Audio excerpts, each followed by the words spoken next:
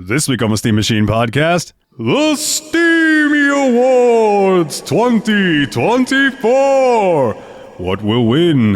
What was the worst? Tune in and find out. Niall, cue the music.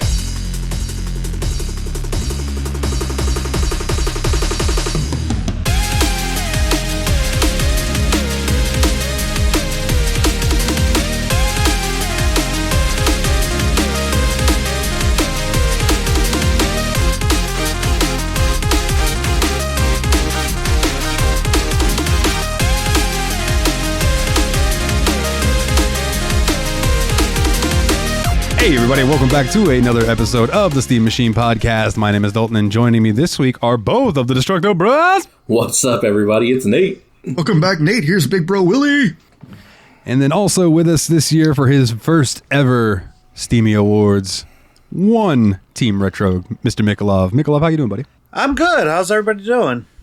Doing great. I'm glad you beat our doors down all year asking if you could be on, because we finally acquiesced to your constant... Just kidding. We are stoked to have you on, bro. Actually, you didn't agree to have me on. I just bumped into the recording chat and nosed my way in. You forgot to take away my permissions. Yeah. We don't change it. Anyone from any of the podcasts could come in at any time. It's really quite a mess. He Triple H'd his way in. Stay out of here, Jeff. Do not join this chat tonight. This room ain't big enough for the both of us. This room ain't big enough for the Jeff of us. I love the irony that it was Nate that said that, who has popped in on accident, I think, twice. Twice in consecutive weeks. I think me and Kana are the biggest offenders on that. Yeah, because it was like you did, I think, 2 weeks in a row, and then the third week it was Kana. And I was like, oh shit, my bad. I love it. To be fair, too bad we do these off Audacity, or we could have special guests.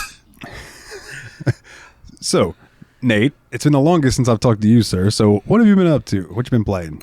Yeah, man. So, I've been deep in this Sonic hole lately. So, like, wow. Oh man, I just made myself sound like a real Sonic fan. You're not wearing a Sonic ugly sweater or anything. Yeah, right. So, I know Willie's mentioned this on the show a couple times, but I have been getting into retro achievements. So, like, I've been playing a lot of the old Sonic games, trying to get my masters on those and just be the Sonic master, because it's just a fun thing to do. But I also went ahead and picked up, because I wasn't going to get this, but I picked up the Sonic X Shadows Generation game. And I was like, I've already played Sonic Generations. I don't need this. But like, I kept hearing so many things like, you got to play the Shadow Generations part. You got to play the Shadow Generations part. I'm like, fine. So I did finally go and buy it. And it's actually a really good game. Like, it was better than the Sonic Generations. Yeah. That's what's up. So they updated it? Oh, sorry. Go ahead. Yeah, and Nate, I was gonna send that to you. I know. I thought you were just going to let me borrow it. And like, I'm not a borrower. I'm an owner. No, it was gonna be your Christmas gift, but since you bought it for yourself, I opened it and let my son play it. Yeah. But yeah, it's really fun. I'm really glad I ended up getting it, and I highly recommend it. It's like, so the Shadow Generations is basically, I thought it was just gonna be a couple added on levels, but they basically made an entire second game. It took me like 4 hours to go through the entire thing, and it's just really good. And like, I don't know, man, they added a lot to Shadow's character in it. Even, I feel like, because like they, for the longest time, like, Shadow never shows emotion. He's just always the emo bad guy. But like, no, they let him show some emotions in it. I was like, wow, Sega, showing growth with Shadow. I like that. And then, as like I said, keeping it on the Sonic train, I am going to go see Sonic 3 tomorrow in theaters. So tomorrow morning, I'm going to go see it. I am super looking forward to it. I wasn't looking forward to this either, but like, have y'all seen the reviews for this movie? It has an 86% critic score, which is insane, and a 98% audience score on Rotten Tomatoes. It's just like, those numbers are impressive. Stupid high. Like, for context, the first Sonic movie has a 64% critic score, and the second Sonic movie has a 69% critic score. Nice. And nice. And I enjoyed both those movies, so I'm just like, man, how good is this movie actually going to be? Like, I don't expect it to be a deep thing. I expect it to be fun action and good kids movie, but like, I'm pretty hyped. I'm really looking forward to it. Sonic Adventure 2, the movie. Right? Which is one of my favorite Sonic games, so You know, I actually get to see that twice in the next 2 days because I'm going with friends tomorrow, and then we're taking Kyle on Monday. Nice. Hell yeah. While I'm thinking about it, I would also like to thank you, Nate, for your Christmas gift to me, my good sir. Nate sent me Metaphor Refantasio, and man, let me tell you something. Mikhailov, have you loaded it up yet? I've downloaded it. I have. Oh, thank you, Nate. Merry Christmas. No, not yet, but I plan on it. What I'm about to say is not going to spoil anything, but it is in like the first cutscene. So before you even see the main menu, a cutscene plays, and the anime, it is literally anime. Like, you know how sometimes you see a game and there's a cutscene, you're like, okay, I can see that they're trying to go for anime. No, this is like they went to an anime studio and had them do it. Wow. It looks so good, and there's immediate political intrigue with an assassination that happens right in front of you. And then the whole who done it, but it's one of those, what do they call that? Is it dramatic irony where the viewer knows, but the people don't? Yes. Dramatic irony is something that the characters don't. Yes, that's correct. The characters. So yes. So there's a scene of that. Then it dropped in, and then I started getting into the actual gameplay, and that game could be a problem for the other games for the show this next year.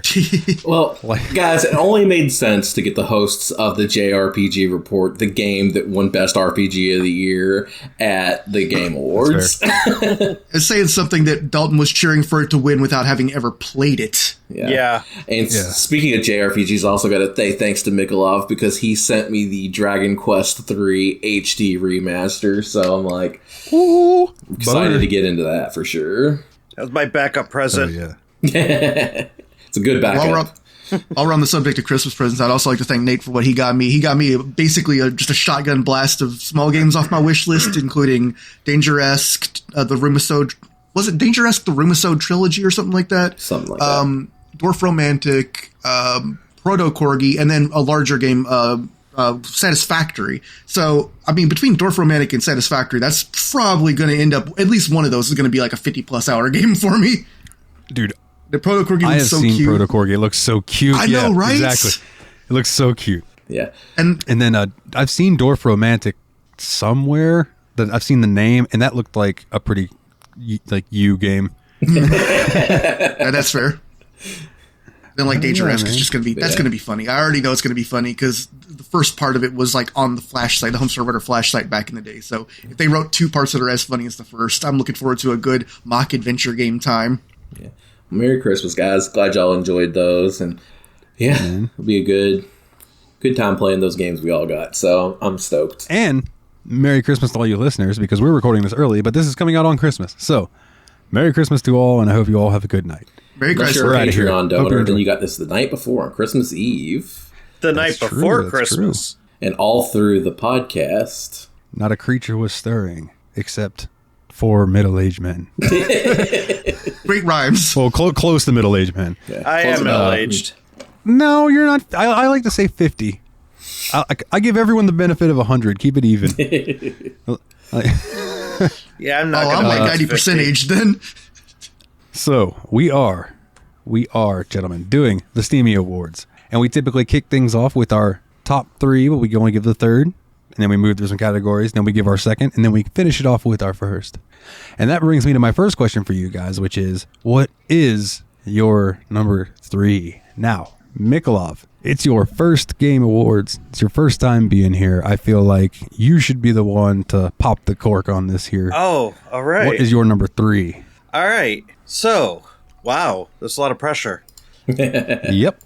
Let's see a diamond, boy. My number three is going to be a bit of a surprise. Because my number three, you would almost think that this game should be my number one, because it's a series that is very near and dear to my heart. It's something that I've played for decades and decades. I did think this was going to be your number one. Oh, wow. And I was super thrilled this year to actually be able to introduce you guys to the series and get you to enjoy it and enjoy what's to come. The reason it's my number three is just because we played a lot of freaking bangers this year. No joke. Yeah. And so my number three goes to Monster Hunter World. Oh. That's not what I thought you were going to say at all. That was a good fake out, dude. I wasn't even trying to fake you out. We were thinking of a certain series that you put a couple of installments of in all of our handheld devices. Oh. Yeah. Oh, but you were on for that episode, so that wouldn't have worked, right? What did you think it was? Oh, no. Ease 8. Yeah, we thought it was Ease. Yeah, I thought it was easy as well. I can't speak on it. Yeah, that's fair. Yeah, fair enough. Yeah, fair enough. Neither can I. I can't speak on it. But yeah, number 3, Monster Hunter World. Did anybody else have Monster Hunter World at number 3? Nope. I do! Monster Hunter World was a fantastic time just to play and an even better time multiplayer. It's just a blast, man. What a good game. Hell yeah. Man, I hate to be this guy. Monster Hunter did not make an appearance on my list. It did not make my top 3 category? either. Wow. No, it didn't win any category on mine. What a good year for games that's the problem to have, you know? Yeah. Right, that's what I'm thinking, dude. I'm like, damn, man, there was a few games that we played that were like, we played some of the best games of all time this year. It's going to be really hard to beat them. Yeah. All right, then, Nate, man, what's your number 3? Yeah, my number 3, I think Dane would probably think this is going to be my number 1, but it is my number 3 this year. It's a fantastic game. It takes place in one of the darkest settings we've ever done an episode on, and some of the most badass hardcore gameplay that we've ever had. And if I would have been on the episode, I would have given this game a 10 out of 10. It is Elden Ring for my number 3. Okay. All right. All right. Yeah. Elden Ring was great, dude. Yeah. There's a game. Now, before we talk too... Oh, sorry. My apologies. I was going to say, before we talk too much about it, is that higher on anybody else's list? Yes. Okay. So then, do we want to talk about it? And then, you know what? No, just keep moving on. We'll have plenty of time to talk about Elden Ring during this episode, I'm sure. That's fair. I'm just thinking about how when Factory Seal does their Game of the Year list, they do, if someone's like, they have it higher, they go, I have it higher, and they wait until they get there to talk about it. So that's all. We did a silent vote so as not to spoil it for the audience. Yeah. But someone did nod. My number 3. This is probably going to be another one where I mentioned it. We'll be like, we'll talk about it later. I had a lot of fun in this game. It was one of the first games that I got to play with you guys that was like an online experience. And even though we did we did particularly troll one another quite often in it. I did have a lot of fun with it. I'm still putting in time to it because I'm still close. I'm so close to the end. I'm in the last chapter. I really just need to bite the bullet and finish the game. I know what's coming. It's you, though. You can't do it. You hate finishing games. You didn't finish Final Fantasy VIII until like 2 years ago. I know. Classic podcast lore. But my number 3 is the story of, oh my God, I almost just said John Marston. That's not who it is. Arthur Morgan. Red Dead Redemption 2. Guessing it's higher on other people's lists. All right, so we will talk about it later. All right, so that's our number 3s, gentlemen. So that brings us into the actual categories. Now, let's start off with a happy one. What was the most fun? What was the most fun game that you played this year? We'll go opposite this time. I'll go first. Okay. So the most fun that I had, I really like. I had this down to a few different. Can I butt in because I would like. Yes. I would like to actually propose an addition of a category because that would make this one a little bit easier for me. Okay. We have categories for best turn-based combat, which that was kind of a walk this year because we only played one turn-based game, and best action combat. Is there any chance we could get a category for best non-combat gameplay for stuff like platforming, rolling a ball around, shit like that? Best non-action game? Non-combat gameplay, basically. Oh, okay. I mean, I feel like most relaxing fits that. I have a pretty action-packed game in relaxing. Oh, okay. I'll have to think. I don't have one for that yet, but I'll think about it while we're doing this. Okay. Yeah, same here. I mean, all right then. I could come up with something on the fly for that one. Yeah, same. Okay. All right. What were we? Oh, yeah, most fun. All right. So, what game did I have the most? This came down to a few different games, but in the end, I was just thinking about what was the one that I couldn't put down until I beat it, and there were two of those. And the fact that one of the other games has won so many other awards on this list, I was like, I'm going to give it to this other one, right? So my most fun game this year that I played, Nexomon Extinction. Valid. Good choice. Had a blast with it. Really hope Nintendo stays the fuck away from my Nexomon. But you know. I'm waiting for that. That's definitely one where I'm looking forward to the sequel with quite a lot of excitement. Yeah, I'm waiting for that third one to come out too, especially if it's going 3D. Like that'll be a good time. Awesome. Yeah, I just hope that they. I mean, maybe they'll get around it because that you use a trapezoid to catch things. It's a triangle, and you have to do like a mini like quick time event. That I'm not 100% if it actually does anything, or if that is literally just there to make it different enough that they don't get sued. Yeah. Either way, I love them for Quick it. aside, I did play a little bit of Pal World this morning, just because I was testing cloud streaming on a handheld I had gotten, and I actually don't see why people are complaining about the update. It's fine. Because people don't like change. Yeah. Yeah. It's perfectly fine. They changed one thing, and it doesn't seem to be causing any issues with gameplay, so whatever. Complaining on the internet. Complaining on the internet never changes. We got to save our complaints for important stuff, like a character from an earlier game who was young getting older in the newer game. I think we've already said face changed. I think we've already said our piece about that one, but man, there's some people with some whack ass priorities out there. Bro. It's like, well, you want to fuck Crash Bandicoot too? What? Come on. Are we going back to that, really? No, but those people can still go fuck themselves. I just wanted to take a goof at their expense before we moved on. Fair. So yes, my most fun game, Nexum on Extinction. I loved going and catching all the monsters and just trying to catch them all. And the story was actually quite good. So like it was a fun romp. Nate, what about you, buddy? What was your most fun? So I thought the most fun game I played this year was one that like it took me a minute to get into. It did, but once I did get into it, it was just like, oh, there's no way I'm not going to beat this game before the show records. Because there was a time where I did not think I was going to beat this game by the time the show recorded. But I was like, nope, I'm sitting down and playing this. I actually played this one on the Switch instead of the Steam because I thought it'd be a good handheld experience. And that game was Ys 8 Lacrimosa of Dana. Nice. That's probably the most fun gameplay-wise I had. Because there's just something really fun and nice about like leveling up your characters, getting them stronger, getting their new attacks, and with the action combat style of that game, it just all really coalesced into being a really, really fun game. And you know, I didn't put this together in my head until just now, but it's funny that like Square Enix has Dragon Quest and Final Fantasy, which if you look at it now is turn-based and action combat. Whereas Falcom has Trails and Ys. Yeah. And it's like the more anime of those two are way more anime, but like to me, at least these days, I preferred the combat in Ys over the most recent action-y Final Fantasies that I've played. So it's like Falcom's starting to rise a little more in my my listings, you know? Hell yeah. Yeah, Falcom's killing And it. Ys, such a fun game. Yeah, absolutely. Banger. I still have a copy of Nordics I need to start. That's Hell yeah. Looking Yeah, forward and to I reporting want back to play on that. Monstrum Nox too. I do want to play Monstrum Nox as well, but Nordics is something I've been if I looking remember- forward to. If I remember right, Monstrum Nox takes place in like a giant prison city. Yeah, it does. It's like basically Ys Gotham City. I'm for it. If you guys are wanting to play those a whole lot, I mean, I don't think anyone would object to those being show picks. I really do want to return to Neo and Falcom games. Yeah. And since I'm kind of the lame wheel and Trails at the moment, since I haven't finished SC, Ys on the other hand, there's no rules, just right. No, you're not, because I haven't even started the first one.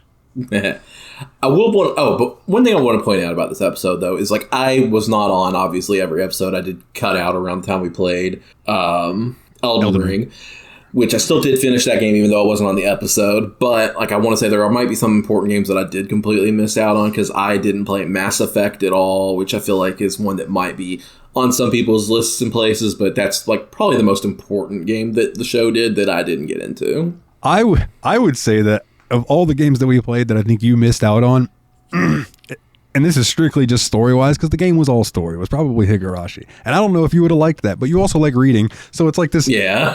I don't know, but I mean, it was a good time. That's fair. I think if up front you understood it was not a video game whatsoever, you probably would have enjoyed it. Because I still kept waiting for it to let me make a choice. Yeah. I was about 3 chapters in before I'm like, fellas, I think this is just a book. That's all it was. This is an actual just visual novel. Yeah. There is no illusion of choice or anything. No illusion of choice, no illusion of Gaia, no Mickey's illusion.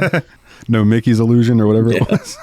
Castle of Illusion. Yeah. Castle of Illusion, that's what I was trying to say. Thank you. Yeah. So what do you think was the most fun game we played this year, Willie? Well, the reason I just asked us about that formatting thing a moment ago is because typically my most fun ends up being kind of a de facto honorable mention for my top 3. And I actually had a game that was in my top 3 as most fun, and I kind of wanted to make room for me to move it to a different category. So that means that this is a perfect spot for Ys 8 to rise up to. There was just something about just the combat was fun, fluid, and the music made it feel seamless from area to area.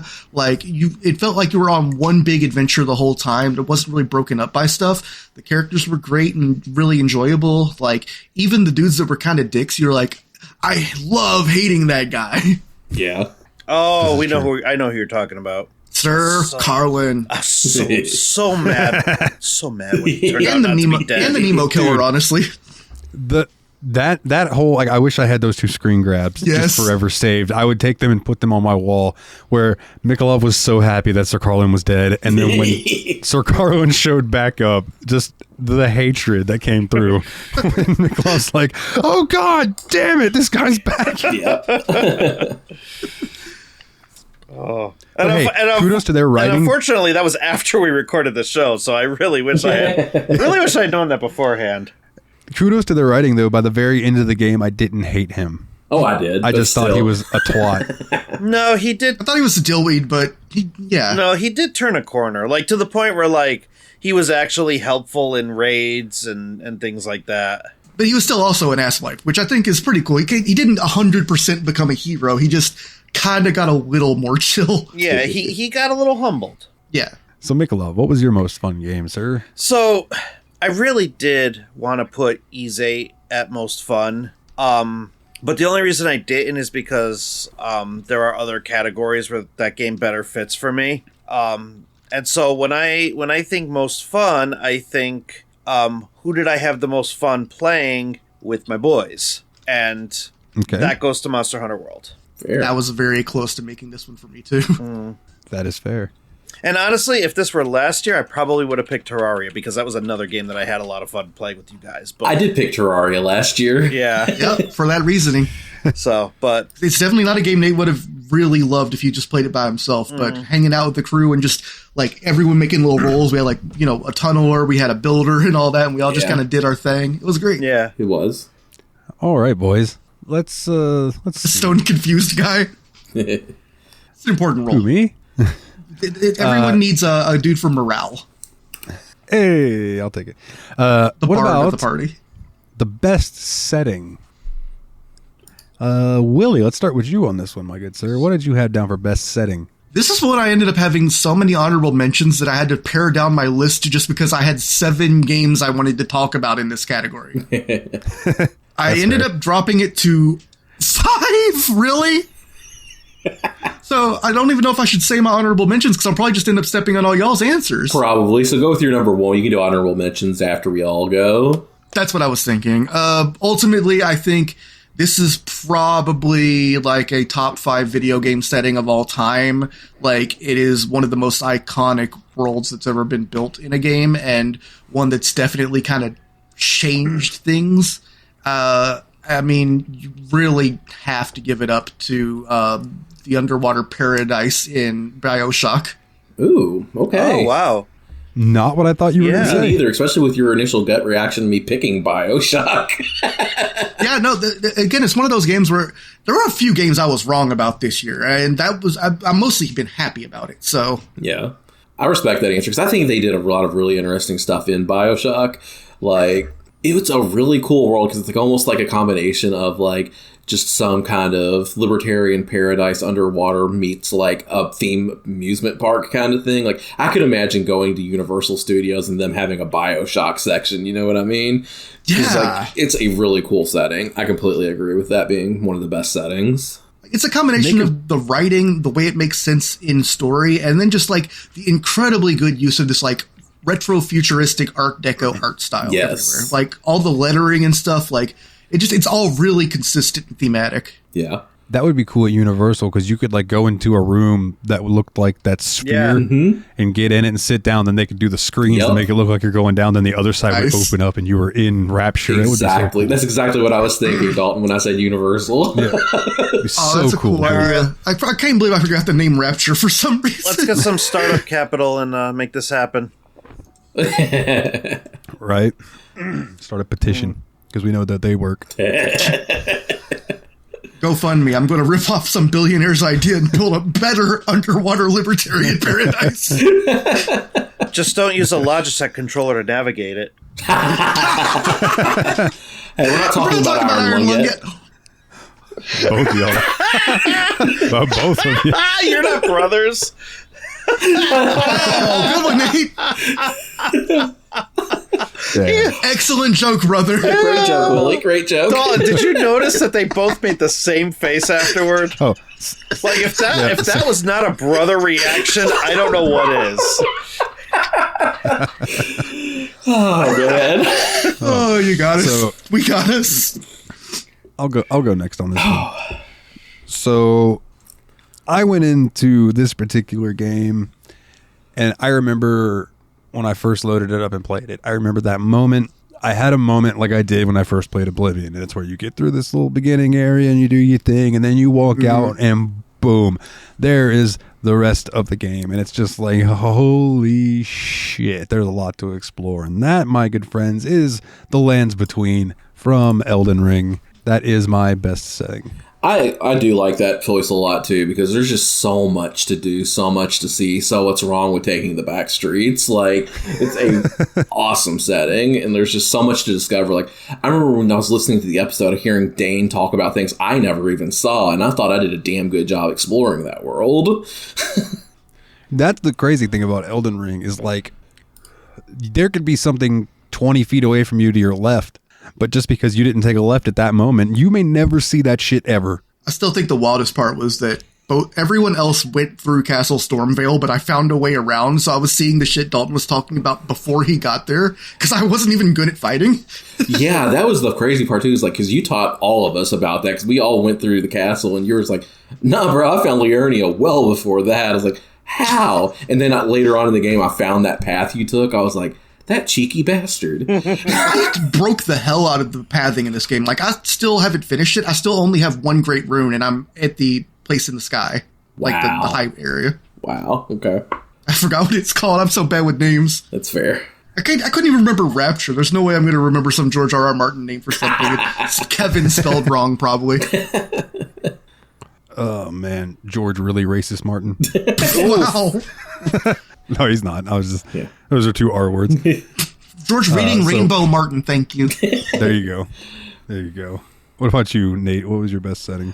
Yeah, and this is another world that it's like, it's not the biggest world in the world, but it's also a very open world and a lot to explore and do. And like, I wouldn't have seen all of this if we didn't play the multiplayer online version of it. But like, just being able to travel to like Saint Denis and all the other different areas, and just seeing all the cool stuff that's in RDR2. Like, Red Dead Redemption 2 has one of the best settings that I've ever seen in a video game. You know what I really liked about the setting in multiplayer? Is there are just certain towns that, like, were especially rowdy. Like, Valentine and Saint Denis were always popping off all the time. I just love the fact that I, like, hey guys, you know what I want to do right now? Like, what? I want to get in trouble at the bar. Let's start a bar fight. And if we could just go into Saint Denis, go to the bar, and just start punching people for no reason. Hell yeah. Yeah, I remember the time we went to Saint Denis and that hacker was just like raining fire everywhere. And we were like, what the fuck is going on here?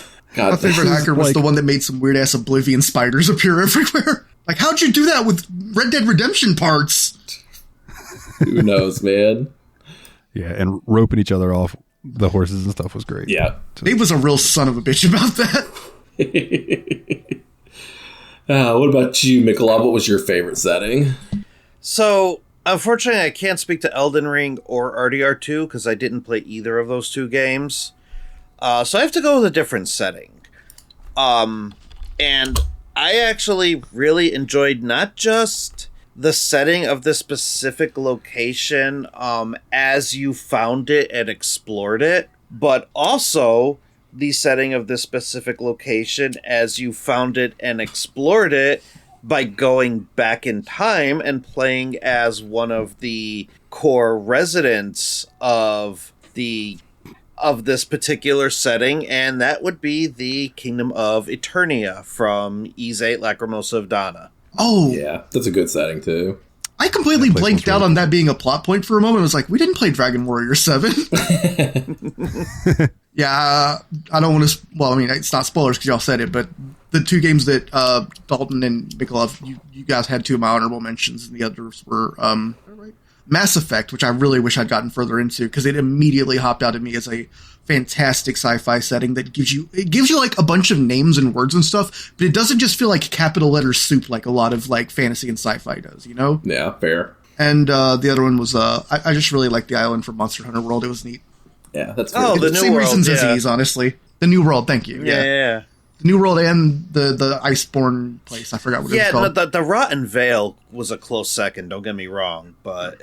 Rotten Vale by itself sells the tickets. Yeah. That is some nasty-ass Doom hell-looking stuff, and I love it. Oh, me too. The fact that, like, there's a variation of a monster that has been in Monster Hunter for a long time, except it's, like, basically just lives off of making the bones of all the dead monsters its skin. It's really cool. Literally tarring the bones onto him just by like having his body be tar and he rolls around the bones. Yeah. One of my favorite designs in that game. What a cool character. All right, boys, let's see. What was this year's smallest surprise? Something that just didn't shock you at all. I'll go first on this one because this is a small category too. I wanted to play it because I'd seen Let's Plays of it, and playing the game is really not any different from watching Let's Plays of it. And I don't mean that in a negative way, but honestly, if you've watched, like I watched the Game Grumps and Secret Sleepover Society both play I'm on Observation Duty 4, and I'm like, I want this experience, and I got on a voice chat with my friends and played I'm on Observation Duty 4, and guess what? It's pretty much the same thing as watching a Let's Play, since when you're watching a Let's Play, you're also sitting there playing along with them. Yeah, very fair. That is very fair. What about you, Nate? Yes, I thought the smallest surprise this year, and it's mostly because we've already played 4 other games of this series, and this one isn't one of the more revolutionary titles out of all of them. It's not, 3, which was the weirdest one we've played so far, and it wasn't 0, which is one of the best games any of us have ever played. But Yakuza 4, not a very big surprise, and it's like, the funny thing about that game was, like, I knew I picked it as my smallest surprise this year. Dalton messaged us on our group chats earlier, and he was like, guys, I don't remember what Yakuza 4 was even about. Wow. Yeah, I was on the toilet just thinking about my list because I was like, man, there's a lot of games that won a lot of categories. I was trying to just think if there was a spot I could slot in Yakuza 4, and I'm like, I don't remember damn near anything about that game. I kept trying to remember plot points, and it would be from 3 or Kiwami, or it's like, fuck, what happened in Yakuza 4? That's when I messaged the group. Yeah. Prison Break. Like, it wasn't super memorable. Yeah, I do think it's the least memorable Yakuza game we've played yet. And I know they were trying some different things with it by doing the 4 protagonists and kind of swapping between viewpoints, but it was a small surprise. Like, even though there were multiple characters, it didn't really feel like it was too different. It almost felt like, in Yakuza 0, when Kiryu had 3 different fighting styles, it was kind of like that, but every character only had one of those fighting styles kind of things. So It was a good game, a fun game, but not a surprise at all. Mick, what about you, man? It's a game that I didn't play for the show, but you all played for the show. And the reason that I'm giving it smallest surprise is because all of the opinions that you had on this game, I knew you were going to have. Specifically, I knew Nate was going to love this game and play it like as far as he could without getting frustrated. And that game goes to Celeste. Mm. Yeah, that makes sense. You knew I was going to be like, this is a game. Congratulations, this is a game. This game is cool, I guess, but... I actually had Celeste written down here, and at the last minute decided I wanted to say something about Observation Duty because I thought it fit better. But I was going to say Celeste it's a commercial version of the Pico 8 game. I already knew what the themes of the plot were going to be. It was this challenging platformer I wanted. Word up, man. Well, my smallest surprise, because I had already played at least half the game, and I wanted to play it with you guys, was Ys 8. I knew everybody was going to fucking love that game because it's just so good. That was my... The speed from which I went from my usual overwhelmed by a long and huge game to I want to live here forever was amazing. Like, you just dropped me on the coastline and played that music, and I'm like, I'm ready to go. Yeah, like the characters were just like the music was incredible, and the characters were just something to love. Like every one of those characters brought something different to the table, and like usually when you play like a JRPG or something, one of the characters just gets on your goddamn nerves, and I just felt like that game did not at all have any of that. Yeah, even the ones that are meant to get on your nerves, like Hummel and Carlin, like they do it in a way that you're still just kind of like, oh, I see what's going on here. Oh, you. Yeah. Oh, you. All right, then, boys. Well, let's see. What do we got here? Well, let's do Song of the Year vocal. Okay. What was your favorite vocal song of the year? I want to start this one off. Yeah, this was a harder category this year. We didn't have a freaking Metal Gear Rising this year, you know? So when I first was thinking about this, I'm like, oh man, what could it be? And then like it clicked in my head. There's a song that is so easy to get stuck in my head that I have heard for absolutely years. I know what you're going to say. Gentlemen. And that is Shala, Head Shala. Oh, yep. I knew he was going to pick that. That's a great choice. Theme song from Dragon Ball Z, the song that played from Dragon Ball Z Kakarot. Just, that song is so fucking catchy that like it just gets stuck in my head. And I couldn't give it to any other song because the only other songs I could think of were like some of the camp songs they sang in Red Dead, and those were so racist that I'm not giving them any, like, I'm not giving them any fucking awards. Fair, but like, yeah, dude, it's just at Dragon Ball, love it, dude. Nice. Let's see then, Mikhailov, what about you? What was your favorite vocal song of the year? So also a not surprising song. It's not that one, unfortunately, but it is a song that gets stuck in my head very often, and it is a song that usually gets me amped up and pumped up very often, and it usually starts I'm sorry it was a good shoot. I'm so sorry, continue. I was expecting that to come up at some point, actually, but that's not a song. game, Dalton. I know. It is a good song. Animes is just games you can't play, like Higurashi. Ooh, that's funny. But no. You didn't laugh, you just said, oh, that's funny. I'm fucking wrecked, dude. Yep. Moving on. So, my favorite vocal song of the year is actually one that Mr. Dalton Now the Nightmare covered. And that would be Go Go Power Rangers from Mighty Morphin Power Rangers Rita's Rewind. Dude, I had such a good time covering that. It was a good cover. I enjoyed that one a lot. Oh, yeah. Man, so I don't know if you guys could tell because it wasn't the cleanest thing in the world, but both of those, because those solos I did it in 2 takes. The really fast sweep pick thing at the beginning, I did that, and then it transitioned into the other solo. Both of those were 1 take. That's sweep picking? I always thought that was a tapping solo. Damn. Well, so in the very beginning of the song, that is a tap. That's a tap thing. That's the part. When it came to the actual guitar, the guitar solo, my first part that I did is this. So I sweep picked and I was arpeggio picking. So I was picking fast and sweep picking, and that's what gave it that really weird sound.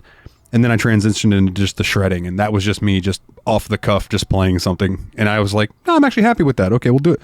Y'all should have seen what he was doing with his fingers there, ladies. But no, yeah, that's a good shout, man. That's a great song. And another one that's been with me for absolute years. For years, yeah. I'm delighted that you guys have found an exception that lets you pick 2 of your already favorite songs because we had them in the games. It's a good call. Good call. Loopholes. Oh, dude, I started with Loopholes. Didn't I give it to Grab Bag the first? Well, that was for the non-vocal, but still, that we did. It wasn't really from the game we played, but I still liked it the best. That's fair. What about you, Willie? Then. Well, this song always gets caught in my head. It's high energy. It really gets you pumped up from time to time. And it just has a positive message. Katamari, do your best. Katamari on the Rocks from Katamari Damacy. Oh, wow. I am how did I utterly shocked we've all picked different favorite vocal songs this year on years where I did not think we had very many vocal songs. If they're all from different games, I am surprised because I also didn't think that there were 4 games with vocals. I will say, Nate, if you didn't pick Katamari, then I would like to give a runner-up from Katamari. That, oh, lonely rolling star. I love that. Like, unabashedly love that song. So that would have been a strong number 2 for me. It's good, but Katamari on the Rocks it wedges itself in your head, and then it's just there for at least 30 minutes. But it's a happy 30 minutes. All right, so Nate, what about you? All right, I didn't expect this game to have a vocal song, but when I got to it, it really stuck with me. We won't pay our taxes, we've got rent and we've got bills. There's layers to the onion and his bureaucratic thrills. All you flora, all you fauna, let us venture through the land to take down Mayor Onion and all his thieving plans. The song A Fertile Wood at Heart from the game Turnip Boy Commits Tax Evasion. That's a great pick. Great shout. What a good shot. And that was such a good game. It was so funny, dude. I loved that song, too. Like, when it played at the end, I was like, oh, this is really good. That game really knew how to keep escalating. Oh, seriously. Yeah, and, prescient message in today's world, I feel like, as well. Don't mess with the IRS. They're gonna make a new Turnip Boy game. They're gonna name the Turnip Luigi. Poor Luigi. I mean, it's still a very Italian family name. Yeah, exactly. Luigi Turpicino. Turnipicino or whatever. Yeah, exactly. Exactly. So let's keep the theme going, boys. What was your best non-vocal song of the year? Mikhailov, let's start with you on this one, my good sir. So this comes as a surprise to no one. It's a song that a certain somebody in this room has been telling me as long as I've known him that this is going to be a banger song, and it's going to be one of the most upbeat songs, and it's going to herald you onto your adventure. And this is also my choice. I'm a little worried about a sweep here. It might be a sweep. Sunshine Coastline from Ise. Yep. Yeah, Dude. I can't imagine a song that sets the mood for a video game better. Like, you just get dropped in, that song starts playing, and you're like, oh yeah, I'm ready and down for this adventure. I have goosebumps right now because that song is so good. Like, just remembering the first time I heard that little intro, it's like, okay, but then when that song drops in, he starts doing that, and then the harmonized guitar and stuff, dude, it's just so good. Mm-hmm. And yeah, I couldn't think of any other song that would win that category. I'm like, no, this is Sunshine Coastline. I'm happy to hear that it was. So yeah, that's the first clean sweep of the episode. Yeah, a deserved one. Yeah, likely the only clean sweep, I think. Yeah, and it would hold that title proudly. We have so many home run games this year that like all excelled in a bunch of things. So like I can see us having differing opinions about every category, but not that one. That was a hard tune to beat. Yeah. Yeah, that like honestly, that doesn't only take the non-vocal. That just takes song of the year for me. Oh yeah. If we hadn't have split that category, then that would have just won. Yeah. Right. I think we only split the category because Yakuza and freaking Metal Gear Rising were dominating the vocals. Yeah. We wanted to give one to just video game music. Yeah. I think you're correct. All right, then to round off the music talk, then, boys, what was our soundtrack of the year? Willie, let's start with you. That's not with the other ones. Oh, yes, it is. Oh, well, actually, I might be wrong. This one could possibly sweep as well. The whole time I was talking about the game earlier, all I kept saying was the soundtrack really, and then begin to talk about the gameplay afterward. I can't say enough about Ys 8. Yeah. Like, that game rules. It's Ys 8 for me as well. It's Ys 8 for me. Second clean sweep of the episode. Goes to Ys. Yeah, soundtrack, dude. It wasn't just that Sunshine Coastline kicked off. It's the fact that like the music never relented. It was never any worse than that. Yeah. Like the music stayed good through that entire game. Yeah. Yeah. Incredible. And I think I remember sending messages to you guys about this before we even recorded, saying like every single song in this game is a banger. Yeah. It's like we talk about Final Fantasy. Uematsu, man. Like this Falcom music goes hard. Yeah. Specifically Ys music. It's always had that same, energetic theme. Yeah. I mean, even the one that me and Ryan played, that was the PSP game, Ys 7. Even that game had great music. But yeah, Ys 8 is just another level. I'm hoping that, getting into Ys 9 and 10, that carries on. Hell yeah. Like, in this category, I really was, like, trying to find a reason that it would be either Celeste or Katamari, because both of them have some amazing soundtracks, too. But just everything, like, Ys is just cover-to-cover bangers, and it was impossible to not give it to that, no matter how much I tried to talk myself out of it. Nothing could touch Ys for me. Yeah, same. We played a Yakuza game this year, and it didn't win any of the music awards, so I'm hoping Yakuza 5 can cure that. Yeah. We need a new Pledge of Demon. That's all there is to it. A new judgment. I was going to say we need a new law to break. We need a new world to break. Kawase. Dude, sorry, there was a wrestler, I don't remember their first name the other day, but their surname was Kawase. And I was like, dude, if they don't introduce them as something Kawase, then they're missing out. Like, get a big Kaze ni Nare type song sing along. Exactly. I mean, dude, their entrance name should just be Judgment. Like, it's got their name in the song. In fact, just wrestle as Judgment Kawase. Like, that's a good there you name. Go. Yeah. So I'll go with Willie's category. Best non-combat gameplay. Willie, I'll let you start this one off since you created this category. Give everyone another 5 seconds to think about it. I think that, I mean, again, it did get mentioned that towards the end, it does kind of turn into DLC difficulty garbage nonsense that I didn't have any patience for. But ultimately, that Celeste has got some of the most joyful, difficult puzzle platforming I've played in a game in a long time. And I definitely wanted to give it its own category just because sometimes running and jumping is, or just rolling a ball around picking shit up, that's as good as punching dudes. Yeah. Celeste was also my pick. And like, everything Willie said is true. Like, I talked to some people that are some pretty hardcore gamers that have a lot of similar taste in games to me. There's like, oh yeah, the extra DLC ending bullshit is bullshit. Like, people like Dane agreed to that. And then a guy I know who's a big speed runner, holds some world records, named Fanto, he says the end of the game gets to be ridiculous bullshit at the end too. And he is an extremely talented platformer. So it's just like, yeah, well, it does have that problem. I think up until like, if you just play to the real true end of that game, it's beautiful, perfect. The difficulty stays fair, but gets harder as it progresses. Like, it feels like an even progression until you get to that extra bonus bullshit. All right. Well, Nate, what about you? What's yours? Oh, that was mine too. Oh, I'm sorry. I did have a second pick too. Like, I also thought my secondary pick to that before I thought of Celeste was actually, because we didn't have a lot of time to think about this, was the free Halloween window cleaning game. Ooh. Yes. That game was awesome. Yep. I didn't even think to consider to give any of those games an award, and I feel bad about it. But like, yeah, that game in particular was super just, I knew what was coming, but I enjoyed the ride. Exactly. If I had thought about it, that game would have been fighting for my best value for money and time category. So, Mikhailov, what about you, buddy? There's really only 2 non-combat games that I played for the show this year. And of the 2, I have to give it to House Flipper. Huh. Fair. I can't believe no fishing games won this category. The fishing games this year sucked. So, no, hold on. I have fishing in mind. Okay. I have fishing in mind, but House Flipper. House Flipper, great. Like, not like by the time I was done with it because it started getting tedious to me.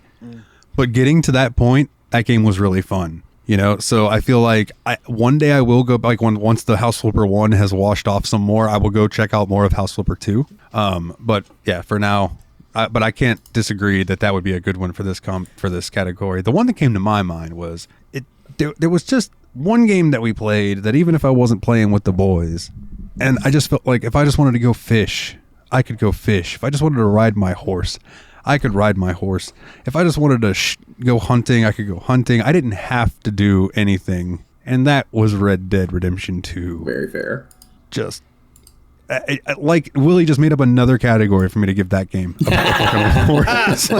you and Mikhailov thought really outside of the box, too. I'm really happy with both of your answers. Yeah. Non-combat sections of RDR and House Flipper was like, I didn't even consider that when I made up the category, but it's the perfect game for that category. Absolutely. Like, that's an awesome choice. Even think about when we played online. How many times did we just get on and then just like hunt and fish? Yeah. Mm-hmm. So we could Build our produce camp. the camp. We didn't go fight anybody. It was just, Yeah. I mean, I guess you could consider hunting combat gameplay in a sense, but they weren't really fighting back. Yeah, one-sided combat. The tier list is all whack. And House Flipper is a game that I actually still go back to from time to time, especially since I got the Heisenberg house and the puppy. I gotta go take care of the puppy, and I'm still working on I'm working on the house for me. I'm not even looking to flip it. That's where I'm gonna live. Like, that's my house. Yeah. How have you decided to dress the dog? Have you put a hat on it? I haven't done any. All I did was clean the dog. The dog needed a bath. Oh, they really did. So I refuse to use a money cheat in that game because my goal is to eventually have enough money to get the castle, which is the most expensive thing you can buy. And I just want to be able to go and explore it. That's so unlike you, but I'm proud of you. I know. That's because that's like, well, I cheat at House Flipper. You know what I mean? I can't die That's like typing 1 decillion cookies into cookie clicker hacks, and then you just didn't play the game. You skipped the waiting, which was the game. Yeah.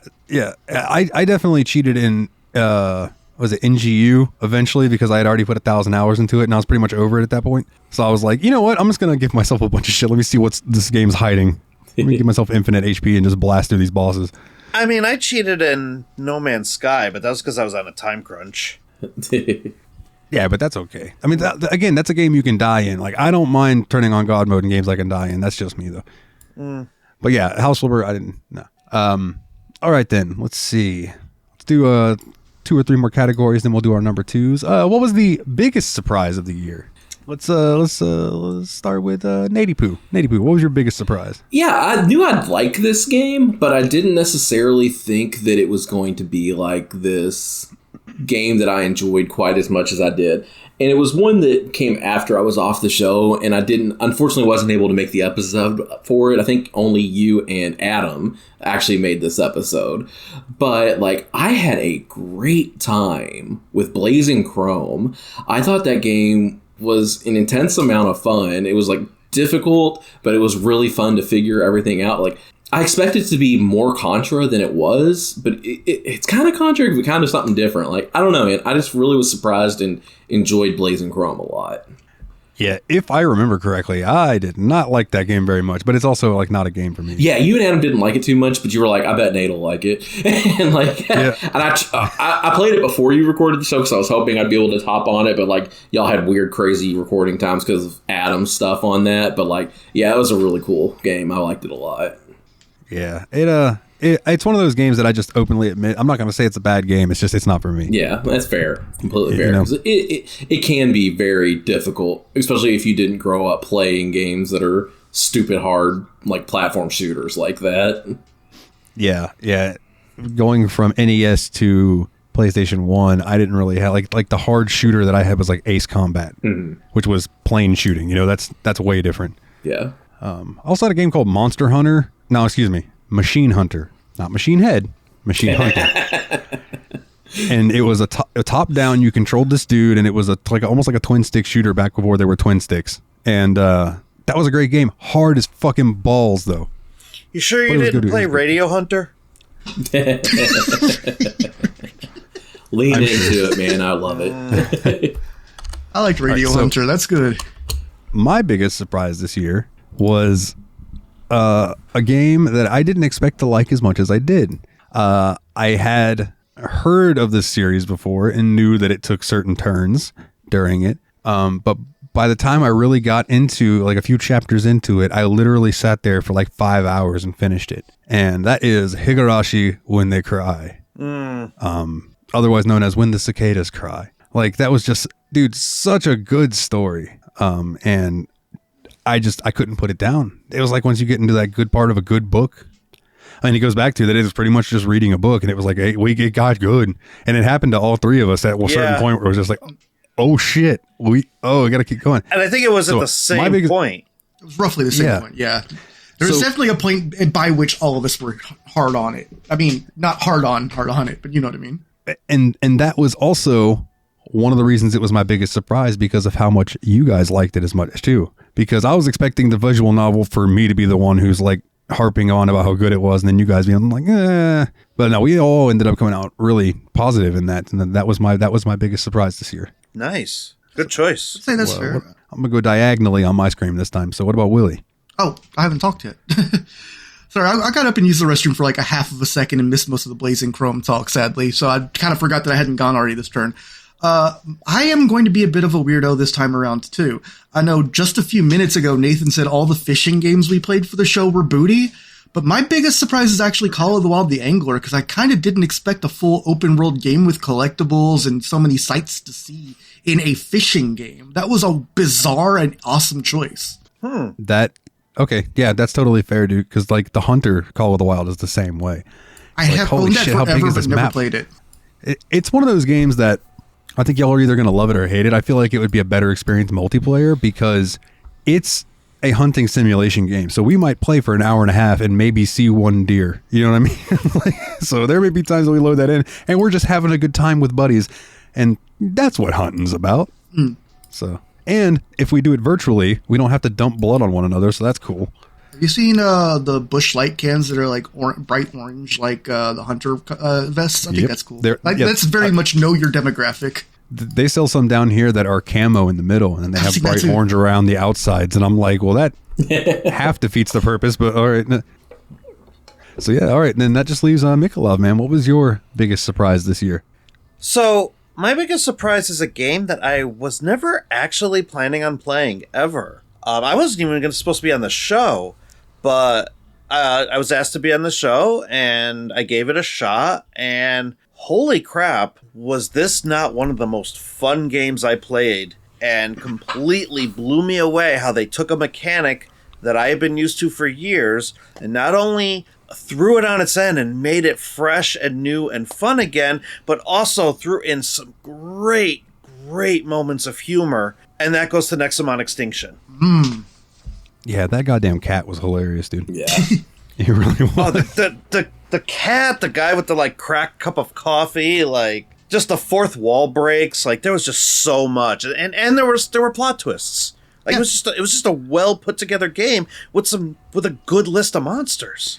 And I know it didn't hit you guys quite as much as me because I had played the first game, but when you get to that point in Extinction where you defrost that crystal or whatever it was, and out comes the little robot guy from the first game, I was just like, yes. So, like you said, the big list of monsters. I mean, that's one of the things where Mon games live and die. Is does this just feel like diet Pokemon, or do they kind of do their own things? And I think that they did a pretty good in between by like leaning into a smaller list of elements, so they didn't feel like they had to have like, one of everything. Basically, like, well, this is a turtle, but it's psychic or whatever. Like I feel like they only made monsters that they had a reason for. Also, really like my little Navy dog, Sailor Pug. He was the best pugger, normal type of water moves because he's a Navy dog. He's a scurvy dog. He's a salty dog. All right. Let's see. Best action combat. Mikhailov. He's 8. I can't say much else. He's 8. I will go next. Mine is also Ease 8. I had a really, really good time with that. It was a hard choice between 2 games for this, but Ease 8 came out on top for me. I had a 3-way myself of difficult choices. Go ahead, Nate. Yeah, so mine, this game frustrated me to no end. It was a son of a bitch the entire time. But goddamn if it wasn't so satisfying to be able to hit something and finally make what your plan was work. Like, the best action combat goes to Elden Ring for me. It was just brutally hard, but once you figured stuff out and were able to hit that dodge, figure out that pattern the boss was throwing at you, just do it. Man, that felt good. So it's definitely Elden Ring for me. Yeah, I mean, like I was definitely putting Ease and Monster Hunter World up there. If I had a top 3, I think that would be probably in all of y'all's. But ultimately, when it just comes down to like getting that perfect dodge, nailing the shot, managing your resources, nothing could compare to Elden Ring. Sorry. I was trying to find a spot for that game on a list. There's nothing. It didn't even make your worst game. That's how bad it is. It didn't even make the worst game because I think there's a game that is more fun than. Yeah, I have a 2-way tie in there so far, and I'm probably just going to rip mine based on what you guys say.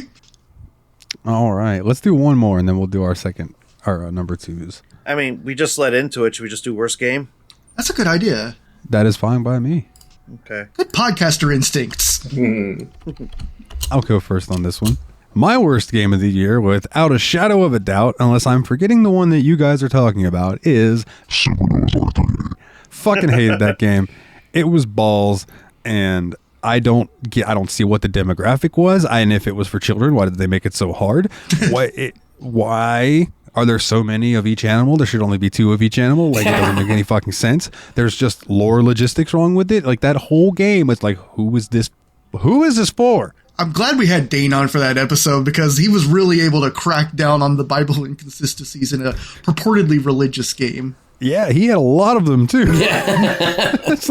And how did Noah not know about the secret hidden entrances and passageways in his own ark that he built? That's my favorite part of it all. They never told us the rest of his name. His name is actually Noah H.H. Holmes. And they just left that part out. We're like, no accounting for this game. Ooh. Oh, all right. Nate, worst game of the year, man. So I really did want to give this to Super Noah's Ark 3D, but I couldn't for a very particular reason. One thing I never do on Steam is refund a game after I've actually attempted to play it. One game made me do that this year because it was just atrocious, felt horrible to play, and it was just the worst, one of the worst remasters I have ever played. Oh, God, yeah. This goes to Tomb Raider 2 Remastered. This is nothing against the original game, Dalton. This is specifically on that remaster. That was one of the worst video game experiences I've had. That's fair. That's fair. I almost feel like going back to the original with the tank controls and everything is still more enjoyable because I didn't play the remaster with the updated controls. They were booty. Yeah. It probably is better to play the original still. Like, God, that was such a bad experience. And, like, I felt bad shitting on that game as hard as I had to because I know how much you love Tomb Raider. But, God, man, that remaster was so bad. No, I don't disagree. I appreciated what they tried to do, but they really just mucked up all the things that they shouldn't have mucked up. And, yeah. Yeah, it's sad, but as far as her appearance on this podcast goes, so far, Lara Croft has 2 gigantic polygonal whiffs. Yeah, and that hurts my heart, dude. In fact, Nate said one of my 2 that I had a tie, so I can pick the other one. But I think we'll let Mikhailov go next, because I think... wait, Mikhailov, you already said yours, right? No. No, not my worst game, no. Oh, I thought you were hinting that it was going to be Noah's Ark. Is it not Noah's Ark? It is not Noah's Ark, because I didn't play Noah's Ark for the show. Well, let's hear it, because mine's going to be different from yours, because you didn't play this one either. So, my worst game of the year is a game that not only did I hard wall within the, 5th level or so, but I couldn't play for more than an hour at a time because I would get motion sick. And even when I did play it, I could not get the controls for the life of me. And even when I figured out the controls eventually for a different podcast, the game still turned out not to be fun. And I still, to this day, have not gotten past that hard wall and have no intention of picking this game up ever again. And that is Katamari Damacy Reroll. Oh, I was about to warn you before you say that. That's a really, really popular game on the internet. Just be but okay. That's okay. No. I think we're going to shoot some indie. Oh, go ahead, Willie. I was just saying, I think we're about to shoot some sacred cows in general, so. Yeah, no, I gave it the college try. I honest to God did. It just wasn't for me. Yep. I hate you for that, but I also respect that you knew when to give up. I mean, it wasn't for you. If you get into it, it's pretty fun. I can see why you wouldn't invest your time when you have other stuff you know you like. I think my pick is... This is not the right way to pick the worst game of the year, but it is our show, so I'm going to do what I want to do anyway. Yep. And since Tomb Raider 2 is definitely the most disappointing game, for sure. But there's only one game in this I came out of feeling like it was completely unnecessary in the year 2024. Maybe when this game came out for its original system with its peripheral and all that, it was a lot more fun to play, or even in the arcades. But I can't see any reason why you would want to sit down and play Sega Bass Fishing now, when you have so many better fishing experiences that let you do much more deep stuff, and it just feels like a quick quarter-eating arcade game. I wouldn't, even if you did want to play it once, I don't know why you'd want to play it all day like most other fishing games. Yeah, I'll agree with that. Hard agree. I think I played that game for... Let me go look, because it was not long. It's even one of the few games I own on the Dreamcast, and it's not worth opening the Dreamcast to play that game for me. Yeah, did you have the Dreamcast emulation? I don't have that, no. I feel like that would make a huge difference, but none of us had it, and we were playing it off of a Steam podcast, so what can you say? Yeah. My Steam says I have played that game for 2.6 hours, and that is a goddamn lie. So I probably turned it on and then went and did something else for 2.5 hours. And then came back and played it for 10 minutes. Because I played that game because I couldn't figure out how to get a fish to bite. And then once I got a fish to bite, I couldn't figure out how to reel it in for the longest time. I was like, what is going on here? There was no tutorial that I played through. It was just, it felt like if I'd have played that in the arcade, I'd have been pissed because I just wasted 50 cents or whatever. But I'm sure with the peripheral, it would have been a lot easier in the arcade than trying to do it on a controller. So yeah, I agree with that. Fuck that game. I beat it on my third coin and I'm like, well, that's all. Why come back? And I just never played it again and probably never will. All right, boys. Top 3, number 2. Here's where I think it's going to start getting hitchy for us. Who wants to start it off? I'll throw one out there. All right. This game is fantastic. It belongs in the top 3 without a shadow of the doubt, and it's probably somebody's number 1. It's already swept 2 categories tonight, and just based on the music alone, it would deserve to be in the top 3, but just combined with the amazing gameplay and great story that it had to go along with it, Ys 8 Lacrimosa of Donna is my number 2. All right. Does anybody have that higher? All right. So we'll talk about it in a minute, or we'll talk about it in a while. But yes, I can't disagree with that being in that spot. It does heavily deserve to be in the top 3. Willie, what about you, bud? I think this is where I go off script a little bit, because we played so many games that were really obvious, great action RPGs that I feel like they're going to kind of dominate the top 3s. But even though I've given some criticism on the show already about it and said it keeps missing categories by a minute, ultimately, man, Celeste was a game I needed to play, and I'm glad I got around to it at last. Like, that is just an incredible game. Yeah, I feel that. Okay, so number 2, Celeste. All right. Mikhailov, how about you, buddy? Real quick, I'm sorry, Mikhailov, to interrupt. No, but I just want to say about Celeste that had I not played this game back in like 2017 when I originally played it, it might have had a bigger impact on me for this year. But it is a game that I had played before, and I did really love it when I played it for sure. But I just want to throw out there that, yeah, I think it deserves a high spot on anybody's list. It's just not the year for me. Yeah, completely fine. And I don't think it's in anyone's number 1 spot, so I'm not too worried about jumping ahead. Yeah. Wait, I will give Celeste this. Its pixel animation and stuff was fantastic for what they were doing with it. It's really neat art style. Like, it expanded from the Pico 8 style in a really fluid and cool looking way. For sure. All right, now Mikhailov. What about you, bud? So I already talked about it for a little bit. It won biggest surprise, so it should be no surprise that this is my number 2. Next I'm on Extinction. Mm-hmm. Wow. Nice. All right. Yeah, I can't fault that either. Me neither. It's a great game. I know you liked it, but top 3 is a hell of a pick. But man, it did. I could see the for you, especially. Yeah, no, it did for me what Pokemon games have not done for me in several years. So it deserves a number 2 spot just for that alone. I will say Nexamon was just outside in my top 3. Yeah. There were so many good games. Next month, in another year, man, I could see that being in my top 3, just not this year. It didn't even enter my thoughts for the top games this year. But it's a good game, and it's a good problem to have. My number 2 is a game that I didn't expect to be on anybody's top 3 list, and that's okay. I think I enjoyed this game more than anybody did. Mm-hmm. But the sheer nostalgia romp of playing through the Saiyan sagas was just so fun to me, going back and reliving all that and actually like playing it out. And this game will show up a couple more times on my lists here tonight. But number 2, without a doubt in my mind, I had some of the most fun this year playing it, and it ended up being where I bought some DLC that I will eventually go back to once I played that game for like 60 hours, washes off me, and I can go back again. But is Dragon Ball Z Kakarot. Number 2. I had so much fun with that game. Yeah, that is another game that I missed out on playing this year. I don't think it would have had the same impact on me as it did on you guys, because I wasn't the biggest Dragon Ball person in the world. I liked it, but yeah, I respect that choice. I enjoyed that game for what it was, and I think it is probably the best representation of the anime saga that we're ever going to get in a game, and that includes all the fighting games. So I have the Nate problem. Like, if it were a different year and a different time, then that game probably would have made my top 3 as well. But we played a lot of good games. Yeah. Yeah. First world problems, right? Too many good games. All right, man. To kick off this last section where we're going to go through the rest of our categories, which we still have a good amount left, so don't worry, listeners.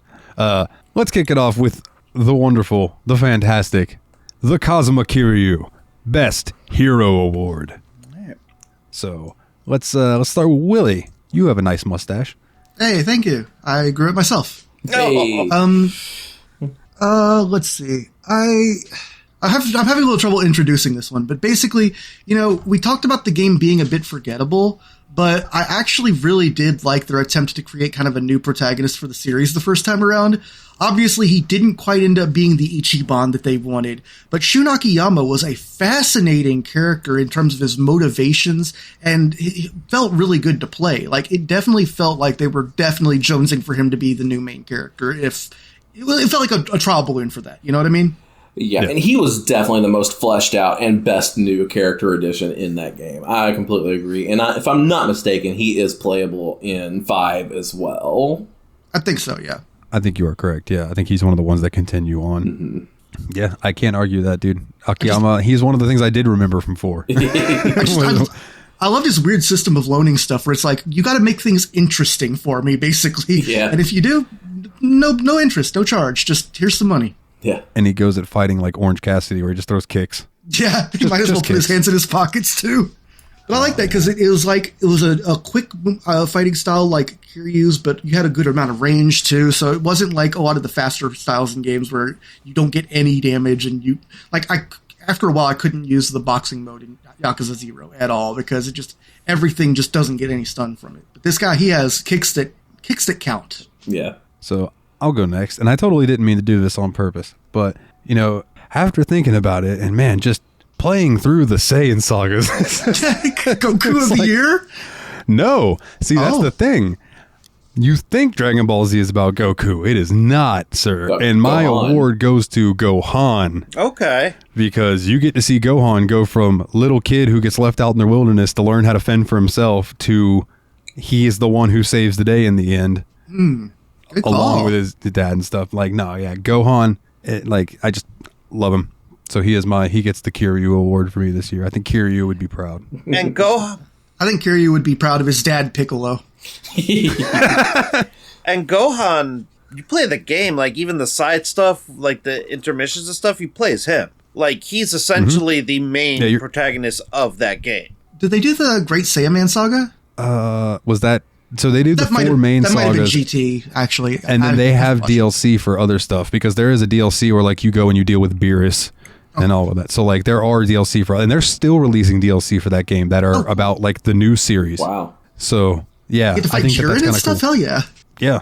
Like I thought that's really cool that they're just... Like, instead of just making a new game, they're like, well, this game's cool, so we'll just keep adding more DBZ to the DBZ game. Why not? Hell yeah. They just keep making fighting games. That's how they pump out their money. Then they can put the labor of love into the RPG game. All right, Mikhailov, who is your best hero? So, my best hero, a person who committed the ultimate sacrifice so that another great hero can continue living and going on adventures and giving us more games where we get to learn about that hero. We wouldn't have that hero because he wouldn't have died, but he would have been like the last one standing if his entire race was wiped from existence. So we wouldn't have adventures or further adventures if it were not for the sacrifice of one Donna Ecclusia. Oh, okay. Good pick. That is a solid pick. I know. The whole time he was talking, I'm like, he's talking about Goku? Goku and Donna both died for our sins. I originally... I don't remember if Donna died. I originally was going to give this award to Adol, but really Donna is the true hero of that game. Yeah. That's fair. I mean, it's not called Lacrimosa of Adol in all capital letters. True. You know what's funny is that, like, people used to call him Adol, and then they made it very, like, no, it's Adol. It's Adol, because no one ever called Adolf Hitler. It was always Adolf Hitler. And they were like, Adolf just sounds too close to Adolf, even though, down here where I live, people say Adolf. But that was a thing in Japan where they were like, oh, actually, his name's kind of close to that way. No, it's not. They were like, it was funny. All right, then. And then, Nate, what about you, bud? Yeah. I'm honestly surprised I'm the only person who picked this one. Like, I think it was one that I thought of, but he's just an incredibly well-written character. He's deep and complex. He has a lot of different things going on all the time. Like, he'll save your life even if he doesn't like you. You can make him as dark-sided as you want to in the game by just deciding, you know what, maybe I won't spare this bastard's life for trying to run me off the road with his horse. It's Arthur Morgan, man. Like, that guy's just such a badass. He's just so cool and collected. Like, he's just an awesome character. Like, I really love Arthur Morgan. You've actually changed my answer from a category we haven't got to yet. Nope, no, you haven't. Okay. Yeah, it's Arthur, man. I love that guy. Yeah, that podcast I've been listening to, Dropped Frames, at the time point I'm at in it right now, The Witcher 3 had just come out. They're all playing Grand Theft Auto 5 online because it just came out for PC, and they're talking about, man, I wonder what the next game from Rockstar is going to be. You think it'll be like another Red Dead? Because that would be super cool. And it, of course, we all know it does end up being another Red Dead Redemption, so they're in for a treat. Hell yeah. I think the most impressive thing about Arthur Morgan's story, like you said, is you get to make so many decisions with him, and yet it still feels like he's written with some consistency. Yeah. Like the way he behaves in response to what you do as a player, it still seems like it is one coherent character, whether it's a good guy or a bad guy. Which, I mean, that's also something good you could be said of Mass Effect too, but the main character, and that's more of a blank slate, kind of. Yeah, and I will say that I think when we eventually play Grand Theft Auto 5, you guys will see that the writing in that game is just as good. Wow. You just have 3 different characters instead of 1. Okay. I've heard of people really like one and really hate one of them, so I'm looking forward to seeing that. It's not that I hate that one. I know exactly what you're talking about. I don't want to hate him, but he is definitely like the least likable on purpose. He is a piece of shit. But yeah, we'll talk about that today when that game comes up. All right, so we've all given our best. So the Cosmo Kiryu Award this year, in honor, because I think every year since you guys joined the show and we started playing Yakuza, that award has gone to Kiryu. So the year that it doesn't, but it's in his honor. Yep. So, best villain, gentlemen. I'll start this one off. My best villain was one that you in the game, to me, you assume it's going to be one person. Oh.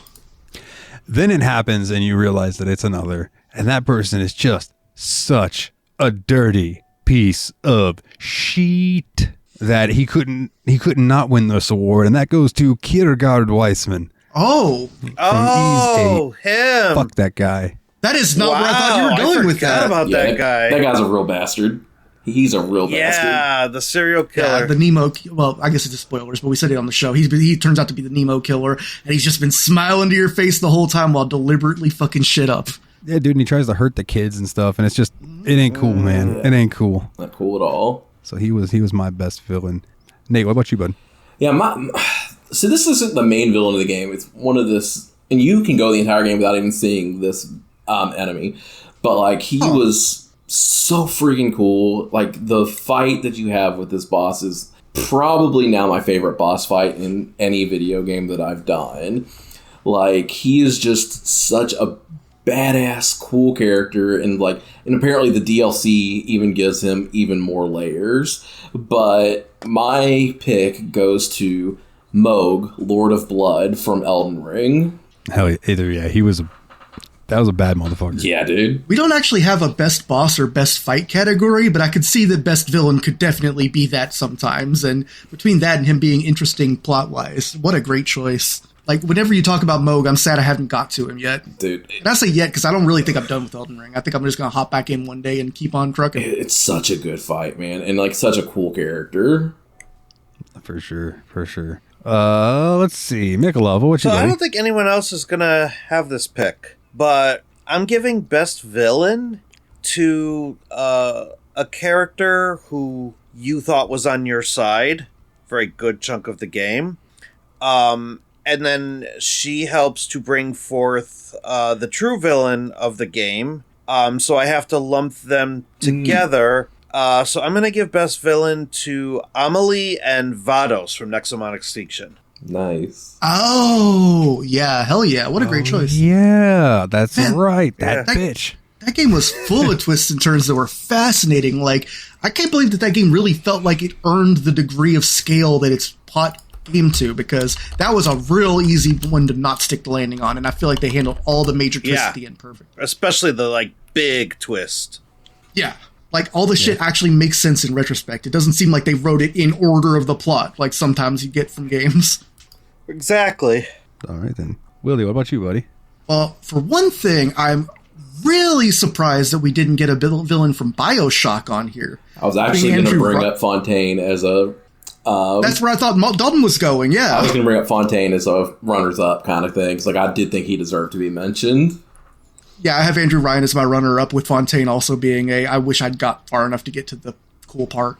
But my pick is kind of only technically a character, but probably not, but actually is. It's kind of confusing. But I guess if other people can see her, then she's real. So my answer is part of Madeline. Ah, okay. Also known as Madeline, the embodiment of Madeline's anxiety and depression in Celeste. Okay, thank you for that description, because I had no idea who you were talking about. Yeah, you looked a little bit fogged, so I thought I'd at least mention the game name, too, for any listeners who didn't catch that episode, or it's been a while. Madeline. Why does that name sound familiar, and I can't think of what the fuck it is? It's a really good cookie. All right. Let's, I still have one up here that I need to, let's go ahead and do this one. Hey, do you want to talk about Fontaine a little bit, or is it just mentioned and move on? I think Fontaine's worth talking about a little bit too, because like it was just such an interesting character. Because like it's another one of those situations, like Willie said, he thought we were talking about them earlier, where he seems to be like on your side. He's guiding you. He's going about Atlas, telling you all this stuff that Andrew Ryan was doing and how you were needed to go. And he even fakes his own family's death to make you hate Andrew Ryan even more. And there's the fact that you turn out it worked. Yeah. And the fact that you just have this trigger statement that you learn later in the game that was put to you. It's just so good. Would you kindly give Fontaine a little bit of credit? Yes, I will give him a little bit of credit. Oh, man. All right, boys. This may be a clean sweep, but now that I think about it, I think there were 2 games that fit this category. I could only think of one until we started recording. Best turn-based combat. Nexomon Extinction. Yeah, if there's another one other than Nexomon Extinction, like I want to joke and give it to Iron Lung on some kind of weird technicality, but that ain't right. It's got to be Nexomon. It was a pretty, like, even if it wasn't the only one I could think of this year, it was a pretty good game. It was solid. All right, catcher. Mikhailov? So I didn't choose Nexomon Extinction just because, the combat was good, but it was just your typical click a button and it's this character use this character and then typing. It was just regular, predictable Pokemon style combat to me. My love for Nexomon Extinction was more in the monster types and the story than it was the actual combat. But we only played one other turn-based combat, and I did feel like it was a little bit more fleshed out and a little bit more fun to play. And that was Hyperdimension Neptunia Victory 2. Oh, yeah, that was turn-based. Oh, shit. Hold on. That was a correction. Mega Dimension Neptunia. Sorry, Mega Dimension Neptunia. I apologize. Which part was Mega Dimension? So there's Hyperdimension 1 and 2. And then I think 3. Yeah, because that's the 3 sister generation games. And then there's Mega Dimension Neptunia V2, which is the one we played. Okay, but does it genuinely don't remember being turn-based? I guess it's just because you actually move your character, so I forgot it was turn-based. Yeah, it's absolutely turn-based. Like, you can move your characters around similarly to how you can move your characters in Trails. But then when you're selecting the actual fight, you want to position your characters to get them in a better position, but then it is completely turn-based. I changed my answer. I agree. Yeah, I think we have the first case of 2 of us saying something and then turning our backs on it, because now that you mentioned, that was such a breezy turn-based combat system that I'm remembering it as an action RPG. Yeah, I actually completely agree. I was wrong. It's not Nexomon. It is that. Sorry, Nexomon. With the asterisk that I only got through the first game in this game. So if the combat gets different or better or worse later on, I don't know. I'm just talking about the first game. The Nep sweep. Nep. Yes, she would be thrilled. Vert would be pleased. Noir would be sarcastic. I was going to say, I think Noir could give a shit. All right, boys. Best villain. Oh, no, we already did that. I got to delete that one. Sorry. All right, so next one. Best side character. I don't have side character written down. I added it earlier this week.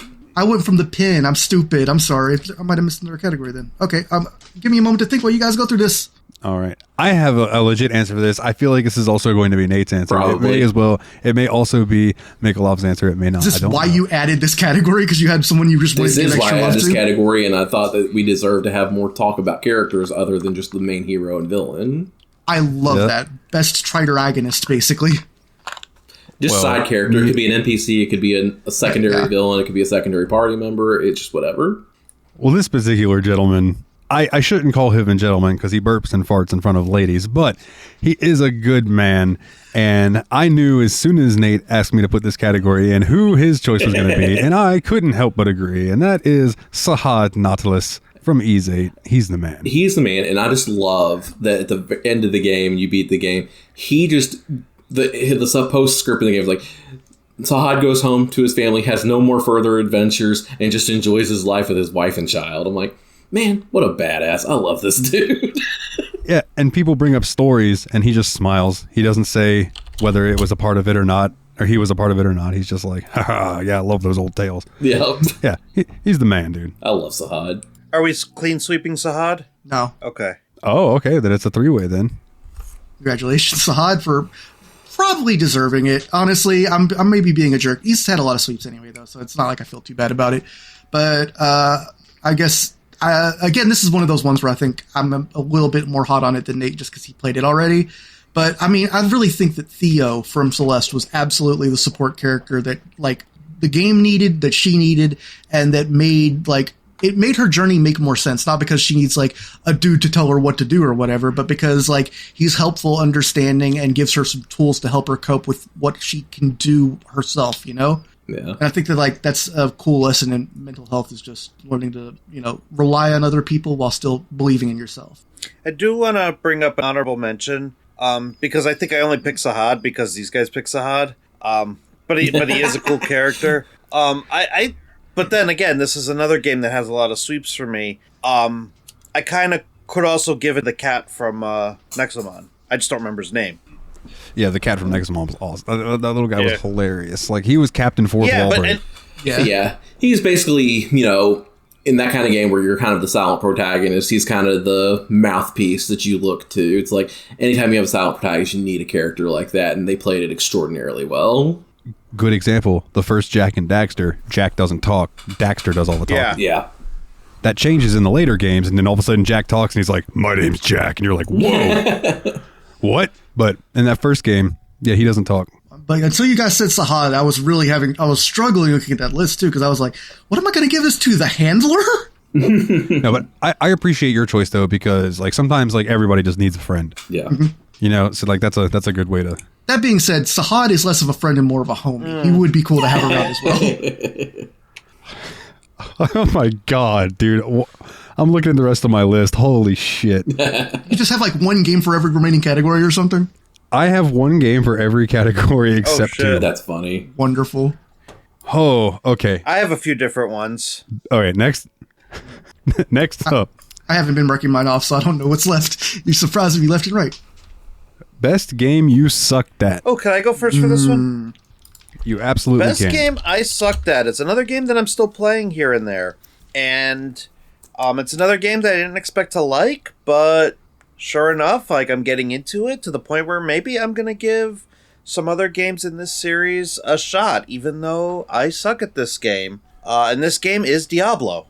Oh, that's an interesting choice, because I didn't know it was really possible to suck at Diablo, but I think that you're fair in making that choice, not to razz you too hard, but like it did seem like you were having a lot of struggles with it, like you were new to the genre. I would like to point out Diablo 1 is the most difficult Diablo in my opinion. Diablo 2, a little bit faster paced, a lot more fun in my opinion. 3 and 4, their own animals. Mm-hmm. They're fun, but they are their own animals. The thing is that Diablo 1 is a self-contained dungeon dive experience. It's like one dungeon, one story, one thing. So there's not like a way you can just go back and grind for a while unless you start a new game with your character. The other games, I feel like they let you do a lot more grinding up and stuff, right? Yeah, Diablo 2, there's like, I think 4 acts. There might be 3 acts, but there's different acts, and each act you move to a whole different area. I think 3 is like that too. So there's a lot more to explore. 3 is a live service game. So yeah, there's a lot to do in 3, and 4 is the same way. I will say that I also put the best game I sucked at as Diablo, because like I didn't play it for the show, but I have played it this year because I did want to go back to it, because I've been playing games like Torchlight and things like that, and I was like, I want to go back to Diablo and see how this feels. And man, after playing something like Torchlight, after playing something, and I know this all got mentioned on the episode, playing Torchlight, playing oh my god, why can't Grim Dawn? Grim Dawn. Yeah, Grim Dawn. It's just like, it's hard to go back to this game and see it without that lens, and it's such a harder game to play. I think it's a good game, but it's like, I suck at it now because I'm so used to those quality of life upgrades in games like Torchlight and Grim Dawn. Fuck, Grim Dawn's so good. Yeah. Grim Dawn was so good. I wouldn't mind playing that some more. We'd have to update my DLC collection, I'd have to do the same because I've had to reinstall it on the new computer, but that's okay. Yeah. That's an easy fix, especially with GOG games. So yeah, man, the best game that I sucked at. Let me clarify real quick because my brain just blanked. Mikhailov went. Who else? Has anybody else gone for an official? You okay? No, then you said yours is Diablo then? Yeah, mine is absolutely Diablo. Okay, you're throwing. Okay, that's right. That's why that confused. Okay, so the best game that I sucked at, to the surprise of absolutely no one, even though I beat this game like 2 times, 3 times, I still think that I suck at the game, and I just kind of winged it, and that is Elden Ring. The second playthrough I went through with cheats, but that first playthrough, mother of God, did I get humbled by a fucking video game where I was so used to not dying that I died all the time. But something I meant to mention earlier and totally forgot. You brought up Moog as your best villain, and then Willie mentioned like a best boss fight type thing. Maybe next year we will add best boss fight, because if I was going to give one, it would be the fire giant from Elden Ring. Just that whole cinematic experience of what happens during that fight and everything. It's just really like, cool. Whoa. I don't think it was as fun a boss fight as Moog, but I think it was very cinematically and visually awesome. Yeah, specifically for that. No, the fight itself was kind of annoying, but the boss itself was just super cool. But yeah, I absolutely sucked at Elden Ring, but loved it. So that was my best game that I sucked at. What you will? At first, like when I was making my list, it came up with the answer I was going to, and I started thinking about other things I've been saying on the show, and almost changed my answer to Celeste here. The problem is, like, the difficulty in Celeste, I feel like, is the game's fault at some point. Me losing in Elden Ring is my fault every time. So, like, you could be a pro gamer and still struggle with Celeste, and maybe that's to its strength, but it doesn't make me feel like I suck at the game so much as the game is just eventually gets out of normal reach of difficulty. Elden Ring is a game I can confidently say I suck at. I was playing with the wrong approach, trying to parry way too much for the longest time, and just seeing other people do stuff really helped, because it's like, no, you want to go old school, you want to roll. I was doing a lot more rolling, a lot more 100% damage reduction shields, just trying to learn moves so I could learn when to roll, and when not to make an extra roll and get Mike Tyson's Punch-Out KO'd by Mr. Sandman. Yeah, rolling in that game is mandatory. Yeah. And jumping. Jumping can replace some of your rolls, but... Jumping is way better than I thought it would be. Like, when you guys gave me the hot tip about jumping against, like, the trolls, I was like, oh, wow. And the fact that was a new mechanic in Elden Ring. So, like, all of the Dark Souls players that weren't used to being able to jump could suddenly jump. Yeah. Probably why I didn't think about it, because I mean, I'm not a hardcore Dark Souls head, but I did have some hours in the first 2 games. All right, boys. What was your most relaxing game? I'll go ahead and jump off on this one for you. And I think, go ahead. Just like, it was so relaxing because, like, and I know Mikhailov probably can relate to this, just like one of my favorite things to do in any Pokemon game is just to go out onto the trails, see what I can catch, see what's there, and build my party.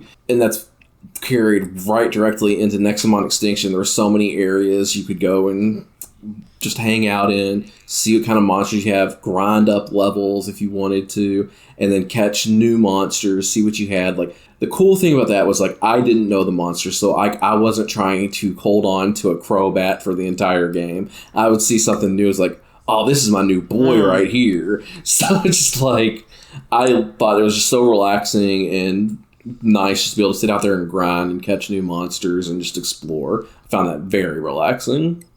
Oh yeah, dude. Next, can't deny that. Mikhailov, what about you, bud? So, my most relaxing game, again, it's a game that I still boot up every now and again. This was actually a runner-up for Biggest Surprise, because I was originally ready to shit on this game, until I had actually gotten into some of the DLCs, which I'm probably going to talk about this a little bit later as well. And then it turns out that this game ended up being really chill and had some just nice things to do. And I'm going to spoil the title for it just by saying the game got the most relaxing when I unlocked the ability to mow the lawn. And this would be House Flipper. That was a runner-up on my list. I will say I picked that game strictly because Nathan said something like, well, if you can't figure out what to play and you're kind of low energy, why don't you pick something like a Power Wash Simulator? And I in my foolishness, thought we'd done it for the show already since me and Dalton had played it at the same time and talked about it on a couple episodes. But then I started looking at all the simulation games I had, and then, yeah, I was just like, well, hell yeah, that's the one. So big thanks to Nate on that one. That one was a very relaxing game. I am helpful even when I'm not on the show. Kind of the show's mom, honestly. We miss you taking care of the questions, the listener questions. So my most relaxing game was a game that I could just, I could pick a different character if I wanted, or I could play as the one as I was playing as, and I could roam around the map. I could fish.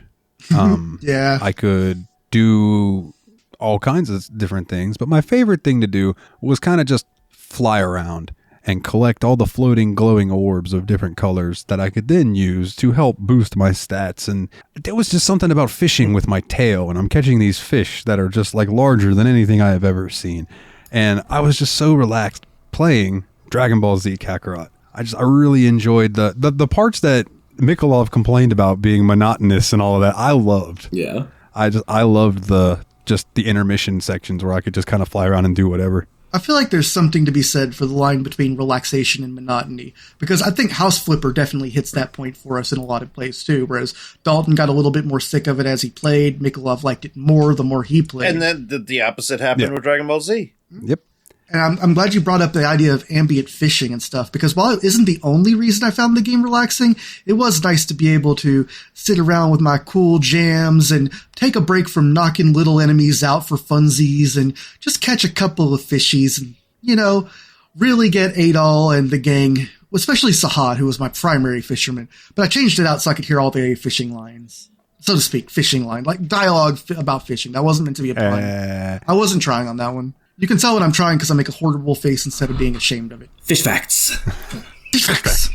Fish facts. The Grand Marlin is a big fish. Or salmon. It was a Grand Salmon, not Marlin. I don't remember what they called Marlins in that game. But yeah, so I'm actually, the whole package, grinding is actually what I was really thinking. That was a joyous game to just go and do some battles, pick up levels and construction materials. I'm usually one of those people that gets a little bit pissy about crafting in games because I feel like it's just item drops with an added step of work for the player. But I actually didn't mind it so much in this game because I felt like I had pretty concrete goals for most of it. It felt thought out. It didn't feel tacked on. That's the thing. Like the fact that there's a character whose entire job is that, or a couple characters, honestly, because there's the trader and the smith. Right. And the seamstress, although I didn't really find most of her shit all that useful after really early on in the game. Yeah. But, I was still trying to get stuff for the forge, trying to get stuff to buy items, trying to get stuff to get medicine actually was the thing I had to grind for the most. Maybe because I suck. Yeah, and the whole, the fact that you had to find empty bottles. Yeah.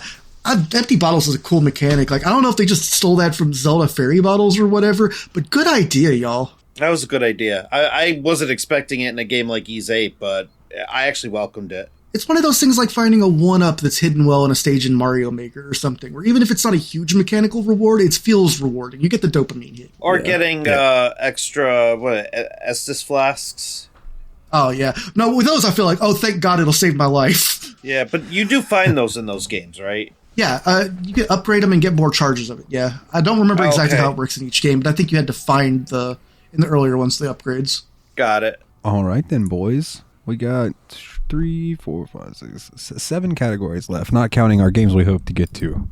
7 categories in heaven. Oh, I need to change that on my list of 2025. Not that it matters to anybody else, but it would bug me. All right. Dude, I fixed that on mine first thing, too, before I put a single game on there. I am absolutely the same kind of bizarre ADHD type I absolutely get that, too.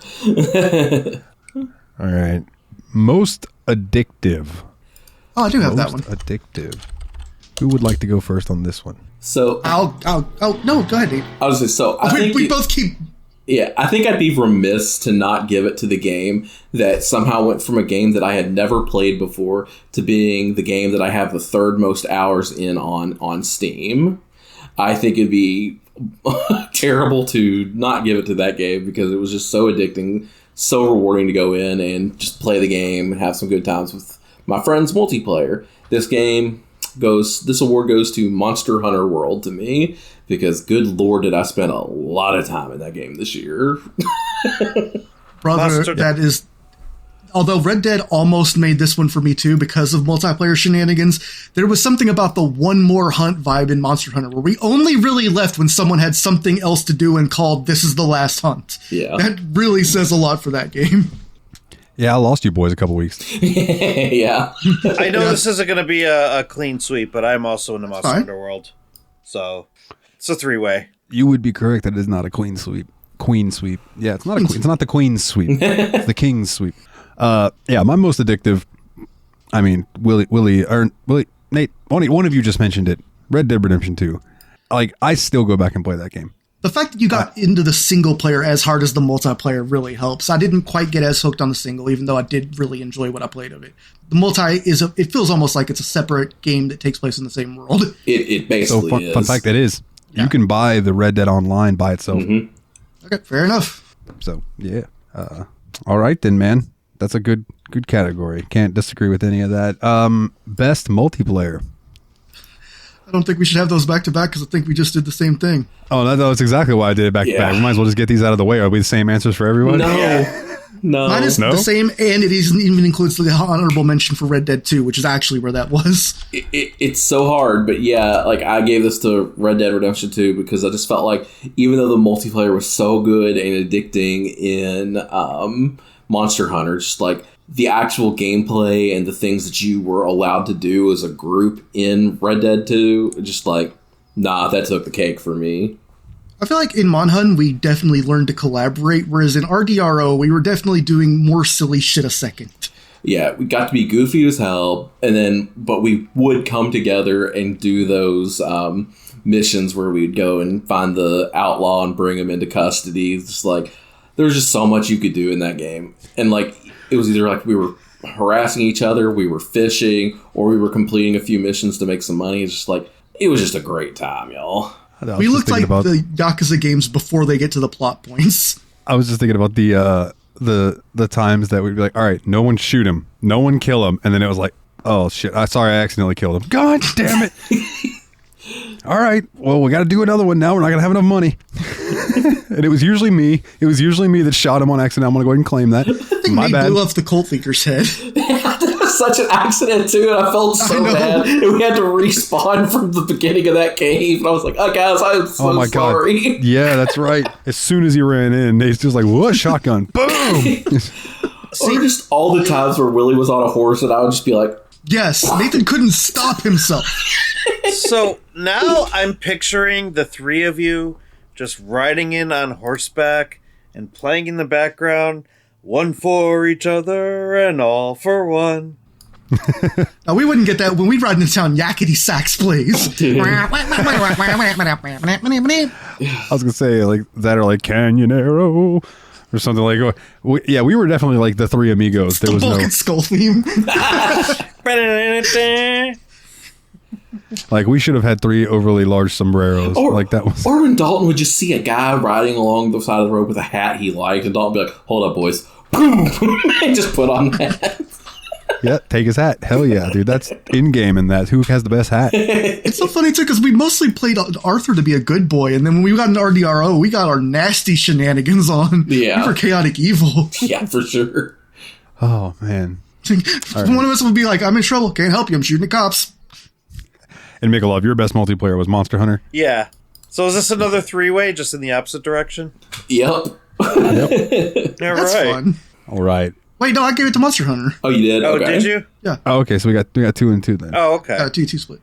I had an honorable mention for Red Dead. Best value for time and money.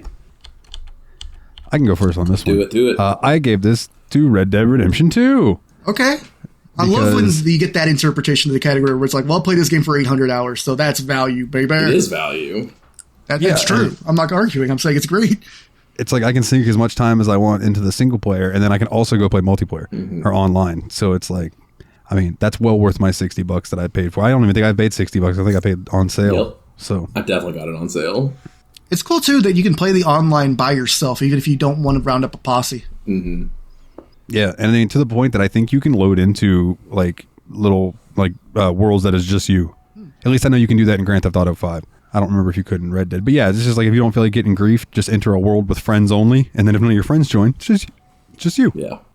It's lovely. Yeah. What you, Great Nate? pick, great pick. I think my best value for time and money.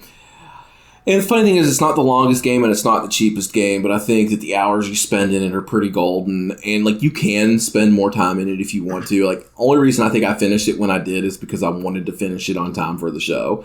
And that award for me goes to Nexamon Extinction because, like I said earlier, I found it an extraordinary, relaxing game.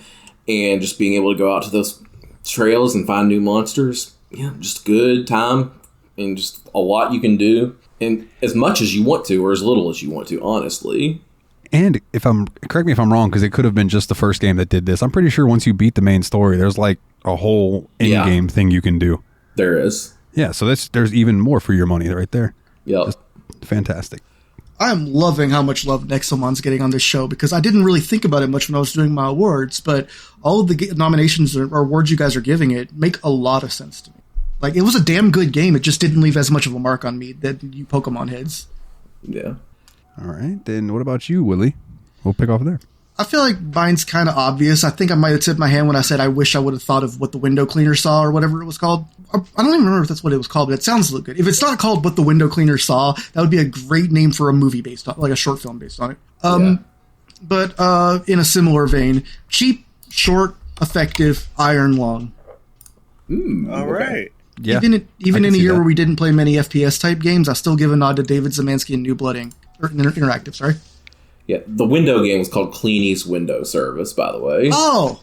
Where I got What the Window Cleaner Saw or something. This should be a game that you make. Yeah. It could be one of those steamy, erotic 3D porn games that are awesome.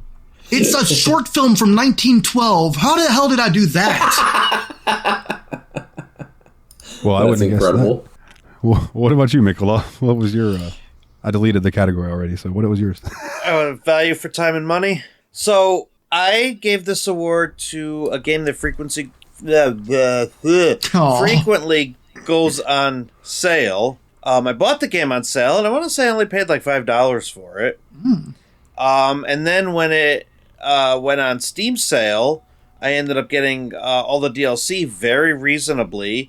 And then even before we did it for the show, it was on a Fanatical bundle, and it was also very reasonable. So I think what you get versus what you pay for this particular game and its DLC packages when it is on sale is a great value for the time and money, and I'm giving it to House Flipper. Nice. I have to say, All right. Mikhailov, the years you've been doing a show reviewing handhelds, including luxury ones and discount ones and all in between, you really sounded like you knew exactly how to talk about value instead of just price and just quality. But you sounded really professional talking about value there in particular. And I thought that was a really good speech. Like, that sounded like it came straight off of a Team Retrogue review. Very informative. We like retro games and the devices that bring them to us. I do have a question, though. Can you value this dick? Highly. I could value D's nuts, especially the nanner pudding ones. Dude, those D's nuts are delicious. They are. really Man. are. The pickle D's nuts, delicious. I haven't tried the pickle ones yet, but whenever I see the nanner pudding, I grab them. The nanner pudding ones were weird, but I liked them. All right. Best writing. Mikhailov, how about you start this one? Yeah, I want to hear you guys go first on this one. Let me go last because I actually still have a two-way split thanks to something Nathan said earlier on the show. And now I'm trying to decide which one I want to go with. I mean, I have to give best writing to a game that was not really a game, but was actually a book, and a pretty darn well-written book, and that's Higurashi When They Cry. If there's a category, and I've made this joke for several games on the show before, but if there's a category for most writing, that one would certainly win it. That was a runner-up for this category for me, was Higurashi, because, man, that was so good. To the point that I want to play, like, the other 8 of them, and then the other series that writer has done. Like, there's just a lot that I would like to dive into. I want to say I think it's 10 chapters per title, and then 3 titles. I think the newest title is only up to, like, 2 or 3. Okay. But yeah, I want to say that they're both pretty long, because there's When the Cicadas Cry, which is the longest, and there's When the Seagulls Cry, and then there's the third one that I can't remember the name of right off the hand, but that's the newest one. When Doves Cry. Yes, bitch. Or for 90s kids, Dolphins Cry. What about you, Willie? I requested I go last. Yeah, duh. Jesus. Nate, what about you, bud? Yeah, so, like, I think this was an interesting category because, like, I definitely think this one might have actually been the one with the most writing, and a lot of it was done by a very popular author. And, like, I know a lot of the writing was background writing, but it really translates so well into everything you see during the course of playing this game. And I think that even the dialogue is still also well written, but just everything, every piece of writing that went into it made this like an incredible package. And I'd be remiss to not give it to Elden Ring and George R.R. Martin. I'm sorry. I love that the game with the least amount of like told story, you're like, has the best. I get it. Don't get me wrong. Yeah. But that game like on screen has the least amount of writing, but what's there is so good.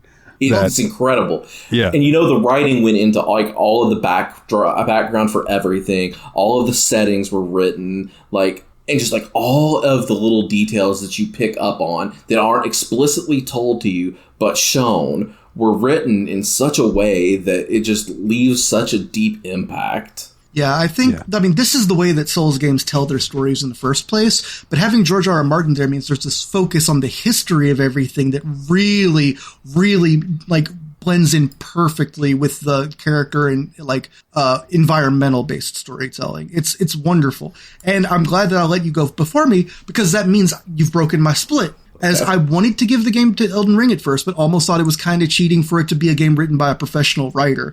Like, but then again, I mean, you know, I gave it to Portal that year, and that was a game written by professional comedians, I think. So I'm a hypocrite. But because of what you said about Arthur Morgan earlier, I had to say that's also a game with a ton of incredible writing that somehow remains coherent, even though there's so many places it could break down just because there's so much player choice in that. And so with Elden Ring as my honorable mention, my 1B, and really probably on most days where it didn't get mentioned, my number 1, I'm going to give it to Red Dead 2. I am also giving that to Red Dead 2. I should have waited for last, and I could have just said both. Red Dead 2... I'm making mine Elden Ring now. The story between Arthur, but then also all of his companions, you know, how well Dutch is written, how well Micah is written to the point that I hate that motherfucker. You know, you got John really, you seeing how John kind of comes into his own to where he is then the protagonist of the first Red Dead, because this is a prequel, obviously, which Steam Machine podcast did its job. Red Dead 1 is now available on PC. We did it, boys. You're welcome. Yeah, you all are welcome. Like, that's been happening a staggering amount lately. The thing about the Red Dead characters, too. Sorry, go ahead. Oh, it's just that they all have, like, really distinct personalities and motivations, and it's kind of a weird little freak show of a gang as far as the Vanderlyn gang goes, but the fact that they find ways to work for common causes while not always loving each other is, I think, really well written. And to the stuff that you guys haven't even gotten to yet, like, my God, that game knows how to, like, pull at your heartstrings, make you laugh, make you want to cry, make you angry. Like, it's very good. What were you going to say, Mick? Really quick about Steam Machine doing its job. Right after we recorded and debuted the Power Rangers episode, Digital Eclipse introduced a patch and pretty much fixed every issue I had with the game. So don't listen to that episode. We fucked up. No, they fucked up. Listen to the episode. We fixed it. That's true. Yeah, we fixed it. Hey, you can thank us. Go back and listen, because they fixed everything, almost everything we bitched about.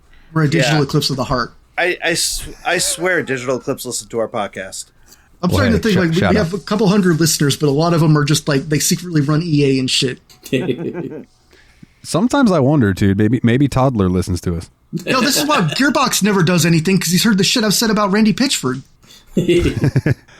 Oh, all right, boys. That was best writing. And that's why Sean Murray's just always giving us the best. We send nothing but his praises the entire time we've ran this show. Yeah. That's because he's an angel from heaven, dude. Yeah.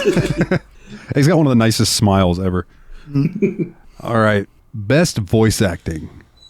I gotta say, again, I kind of spoiled the rest of my list earlier, but like, I think that everyone in Red Dead 2 is so well acted. Like that those cutscenes could be put together into a movie and I could watch that and I would be entertained, because they all just really act the parts that they need and they do it very well. Like, I can't imagine someone else being Dutch than the guy that plays Dutch. I can't imagine anyone playing Arthur other than Arthur, you know. And I don't even know who these people are or what they look like, but their voices are so iconic to me in those characters that it's like, that's what counts.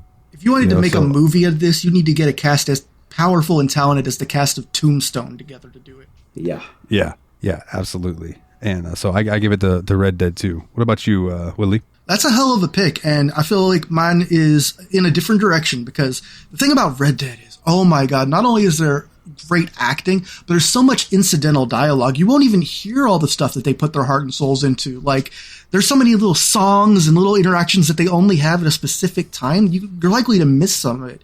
And I mean, not only is the acting so good, but there's so much of it. And so I feel a little bit bad about doing a more linear experience that has very fixed amounts of dialogue. But what you hear from Fontaine and Atlas and Andrew Ryan is just every line is delivered to give you emotions. The exact, like, they play you like a fiddle in that game. Yeah, I'll agree. The voice acting in the game is very dynamic, and wow, like the guy that plays Fontaine especially gets a shit ton of credit for that game. For sure. Nate, what about you? What's your official pick? Yeah, I 1000% agree with you, Dalton. Like, the voice acting in Red Dead Redemption 2 is incredible, down to a T. Like, those characters, I can't imagine anybody else playing those characters at this point. Like, they are them. Like, it's so freaking good. Yeah, to the point that, like, if they did a movie adaptation of it, I might be one of those snobs that's like, well, they got a lot to live up to. So... Not my Dutch, hashtag. Yeah, exactly. Hashtag not my Dutch. I'll only be happy if Dutch is Dutch Mantel. That's the dirty Dutch. Old dirty Dutch. What about you, Mikhailov? So mine's a little weird because I did play RDR2, and even when I did play it, I couldn't get into that game. It's just not for me. I can't give it to Ise just because the voice acting, it was okay. I mean, it was what it needed to be. Fine. But it was anime voice acting. Yeah, but it didn't stand out to me. Monster Hunter, I can't give it to that because it was okay. The handler... Are you going where I think you're going here? The handler in particular, just as annoying to me. And I really... You and Blitz hate that dude. I really, really, really hope that this isn't a cheating reward. Because in order to get the voice acting in this game, we all had to patch it. Oh! I'm giving it to Higurashi. Fantastic. Okay. That's not where I thought you were going, although it was in the same direction. So... Dude, Sorry. Go ahead. No, I was just going to say, that one scene where the girl comes to your door. Yeah. Mm-hmm. Your character opens the door, and that's an iconic scene where she leeches through and her eye is super huge. And dude... Yeah, and having the voice acting in that moment where she was just like, liar! Yeah. It was like, oh, shit. Yeah. It's almost a jump scare. And even though the voice acting wasn't in English, like the emotion and the message that they were trying to get across still came across. As a matter of fact, I think that would have been lost in translation. I don't think we would have gotten as strong of a story if they were English voice actors. I agree. I feel the same way about the Yakuza games.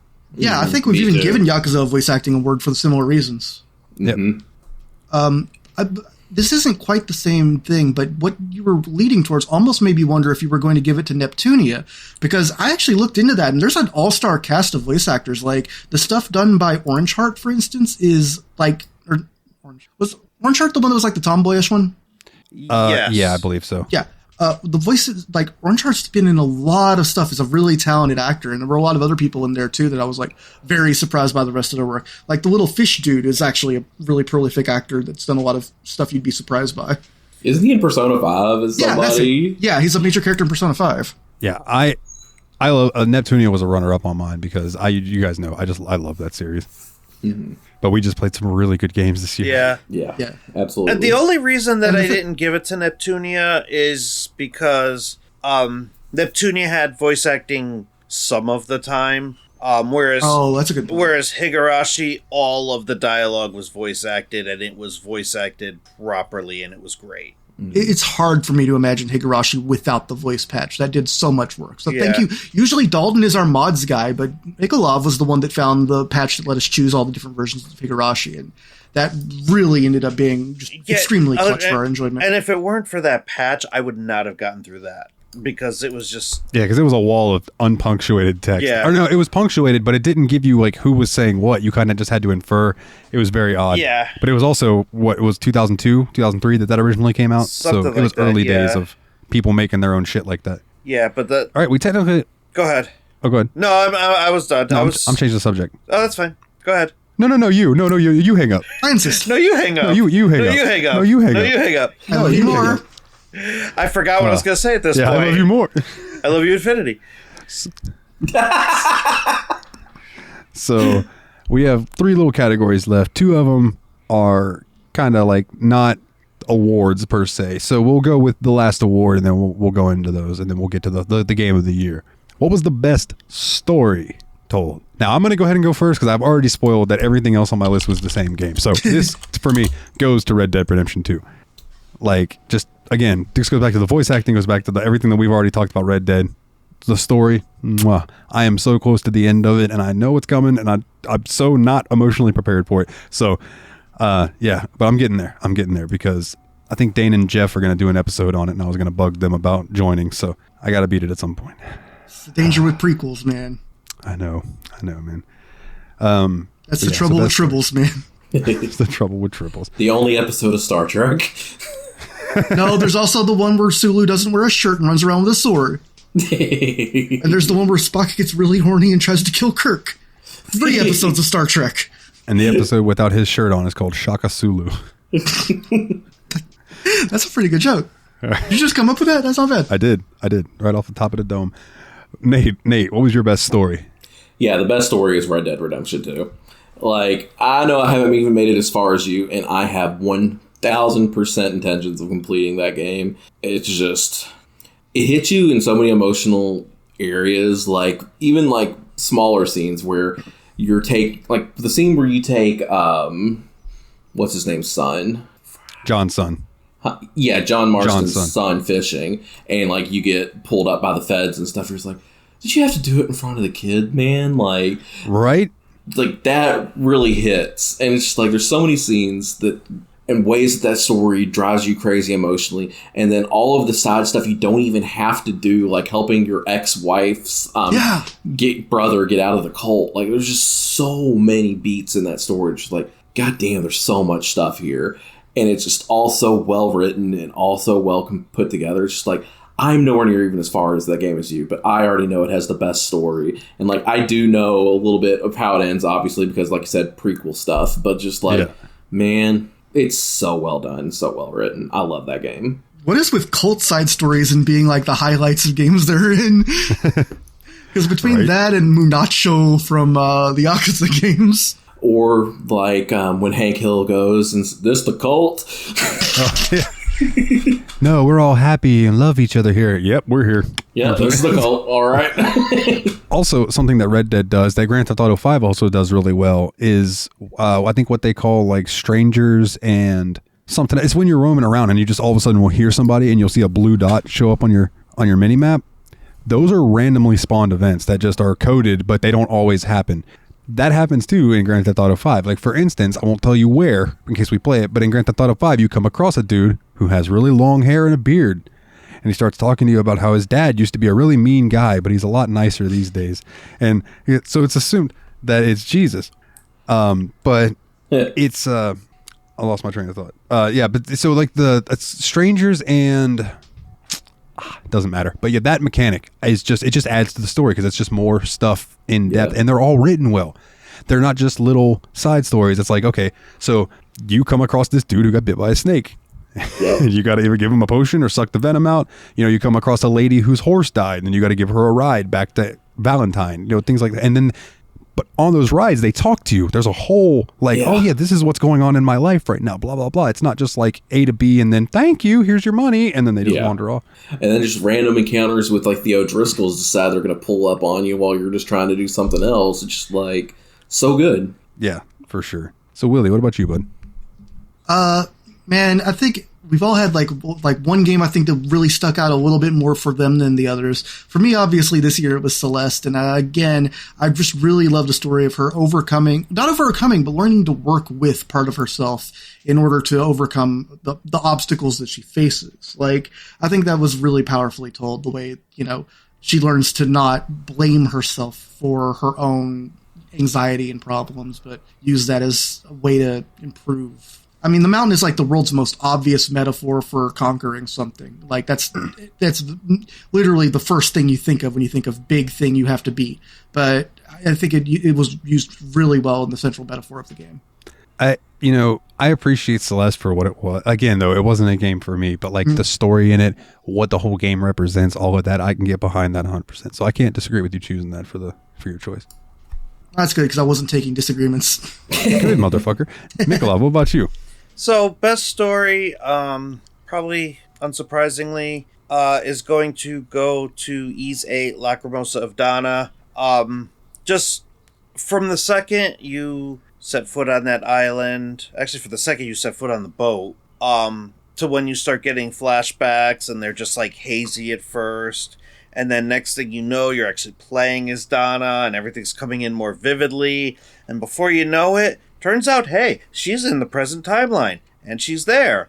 But then you actually, like, go back to the past, and she's having visions of the future, and she's like, why am I there? And she's like, why am I with Adol? And just the way that the whole story weaves together, the way it's told, it's just, it's a great game. I can't stop singing that game's praises to the point where, like, I am going to be playing other games in that series very soon. Hell yeah. Yes, it's hard to write a story where the future and past intersect and make it make any sense at all, and they did a smashing job of it. Right, I agree. Like, even to the point where, like, the past is affecting the future, and, like... Yeah. Like, they get to a point, and you're like, well, how are we going to move on? And then all of a sudden, you get a flash of light, and there's something there, because Dana saw the future and helped them out. Like, it was just... Yeah, it's just interweaved so well. That and the side story, I know, I'm sorry, I'm getting tangenty on this, but like... No, you're fine. But like the moment you find like the Taylor's boyfriend and they have a kid together, like, I'm sorry, that like melted my heart big time. Especially like, you don't find him until late in the game and she keeps talking about how like, he's gonna turn up soon and you're just thinking... He's gone. And, he's dead, baby. And then yeah. you find him, and then you're like, "Oh, it's you! I found you!" Like late in the freaking game. Yeah, they really had me going on that story. Alice in the Seamstress was like one of my favorite characters, just because it's like, you occasionally run into a character that doesn't do a lot, but you're still like, this person is so nice, and I would die for them. Yeah, and that was that kind of character for me. Yeah. Well, boys, we got 2 left before the main attraction. The next one I have for you. What was the best game that you played not for the show? And I'm going to start off with Nate. You've had the most time off of the show. Yeah. So what you been playing? And with that time off from the show, I got back hardcore into playing a bunch of Metroidvanias because, Lord knows, I did not want to put Dalton through that many Metroidvanias. So I went back to a series that we had played for the show a couple years ago, and just enough time had passed where it's felt all good and fresh and fun again. And I just had the absolute best time playing Guacamelee 2, to the point where I 100%ed that game. I got all the achievements on Steam for it. Just fantastically fun game. I absolutely loved Guacamelee 2. Man, for a moment I thought you was going to tell us you got your hands on Silk Song. I wish. Steam the Steam supplies. Well, I fucked up every consonant there. Steam the Steam supplies. As far as the Metroidvanias we played, I probably enjoyed Guacamelee more than some of the other ones because of just the style of it, and I love Lucha Libre. So yeah, it wasn't all platforming. There's a lot of beat 'em up fighting to it that probably you were a little bit more into. Yeah, because I do like a good beat 'em up, even though I've never played Streets of Rage or any of those games, but I do enjoy beat 'em up. Yeah. Mikhailov, what about you, buddy? What's the best game that you played not for the show? So, picked up this game recently because of a timed event that I wanted to participate in. Tried playing this game in the past, could never really get into it, and I think it was when I just went on Discord and Dalton came on with me, and so did Jeff, and Jeff just kind of watched and yelled at his computer the whole time. He likes to watch. And Dalton, he does like to watch. He's also a duck. He's also a duck. But if it weren't for Dalton kind of showing me the ropes and, helping me really get into this game, I don't think I would have given it the shake that I would have given it. And it was really, really super rewarding when I finally finished that expedition. So I'm giving this one to No Man's Sky. Hell yeah. Between, I'll argue that. Between learning you on that journey, me and Nate also, I give Dalton the official title of The Hitchhiker's Guide to the Galaxy. Nice. I will 100% take that. I will take that. And I make good food at the restaurant at the end of the world. Yeah. Universe full. Hey. Oh, damn, I was close. You've been taking pictures of that book. So long, and thanks for all the fish. Mostly harmless. Oh, all right. Willie, what about you? What was the best game that you played not for the show? I didn't really think about this one for very long because I play a lot of games and forget about them for a while afterwards, even if I had a great time. So instead, I'm just going to name a game that I hope succeeds, even though I didn't end up playing it very much. Just because I think it has a bright future ahead of it, and the genre needs a game in its position. And with an announcement of a new character coming up that I'm looking forward to, of returning from the first game in the series, I'm looking forward to when they release the Polar Bear character in Rivals of Aether 2, which I haven't been playing a lot of platform fighters. I got burned out on Brawlhalla recently, but I feel like as soon as I do, Rivals is going to be right back at the top of the list. All right. I think I've heard you and Nate both talk about that game highly. Yeah, it's good. The main issue right now is it's got a small roster compared to pretty much every other platform fighter, so it makes it a little bit hard to just play with Nate all day, because eventually we just run out of stuff to do, and we're not really feeling confident in playing twos in that game for some reason. We've been told that the online play is at a weirdly high level. Yeah. All right, and then I guess that just leaves me. This is when I started playing relatively recently, and the story has just got me hooked in like a motherfucker, man. Like, the characters are really well written. The only reason that I haven't thrown this game at the show is because it is relatively long, and I already have a couple long games, as you'll hear in the next question that I have for you boys.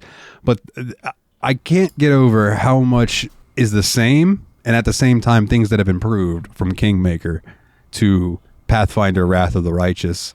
Just really, really enjoying that game.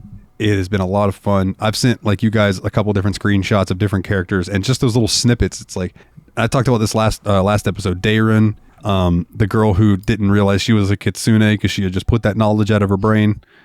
Yeah. The one of my characters is like a paladin cleric dude who apparently has a gambling problem because he's going and playing cards at night. So that's a quest that I have to go do and solve. Because I approach him about it, he's like, "No, I don't have a problem at all. No, I don't have." So now I have to go and find him playing cards and gambling and then deal with it. There's just a lot of shit like that happens. And what I like too is that there are timed quests where it's like certain quests that you have. It's like it puts a red marker next to it with like a time thing, and it lets you know, hey, once you finish this chapter, these quests are no longer available. I like that instead of you just missing a quest and then it being like, oh, sorry, you can't ever do that again. Yeah, Trails in the Sky. Yeah. So at least Trails in the Sky usually warns you how long you have left. Oh. All right. But I'd also like to give a couple honorable mentions too. It looks like out of all the games they're mostly single player I played the most this year. Not for the show, it looks like Planet Crafter is one I really should have talked about. Which is it's basically a terraforming game. You know how I love terraforming and stuff.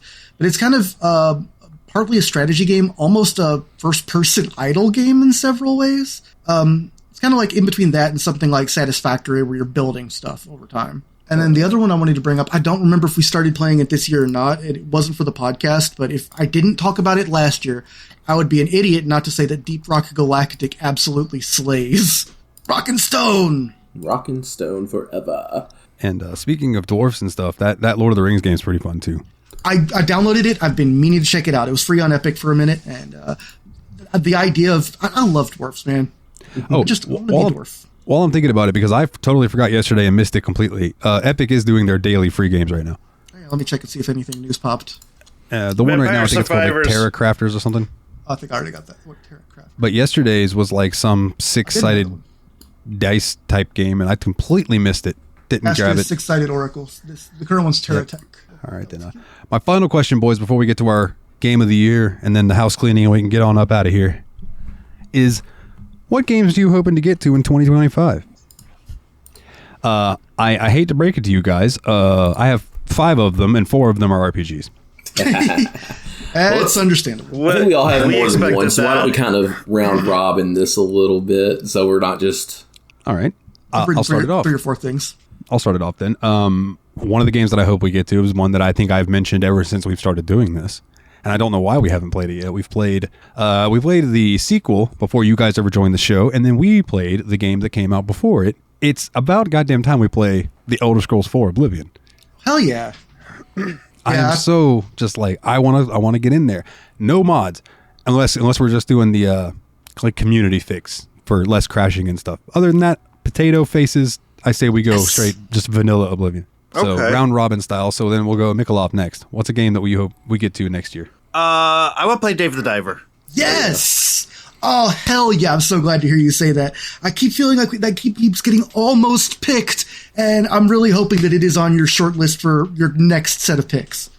I would say it's probably gonna be coming up within the next couple of months. Great, because I mean now we're striking when the iron's hot again, because the game originally cooled off, but now they got a DLC or a sequel or an expansion or something announced at the Game Awards. Something was announced. We just know it's Dave the Diver in the forest or something like that. In the jungle. Idea. Yeah. In the jungle. Might be.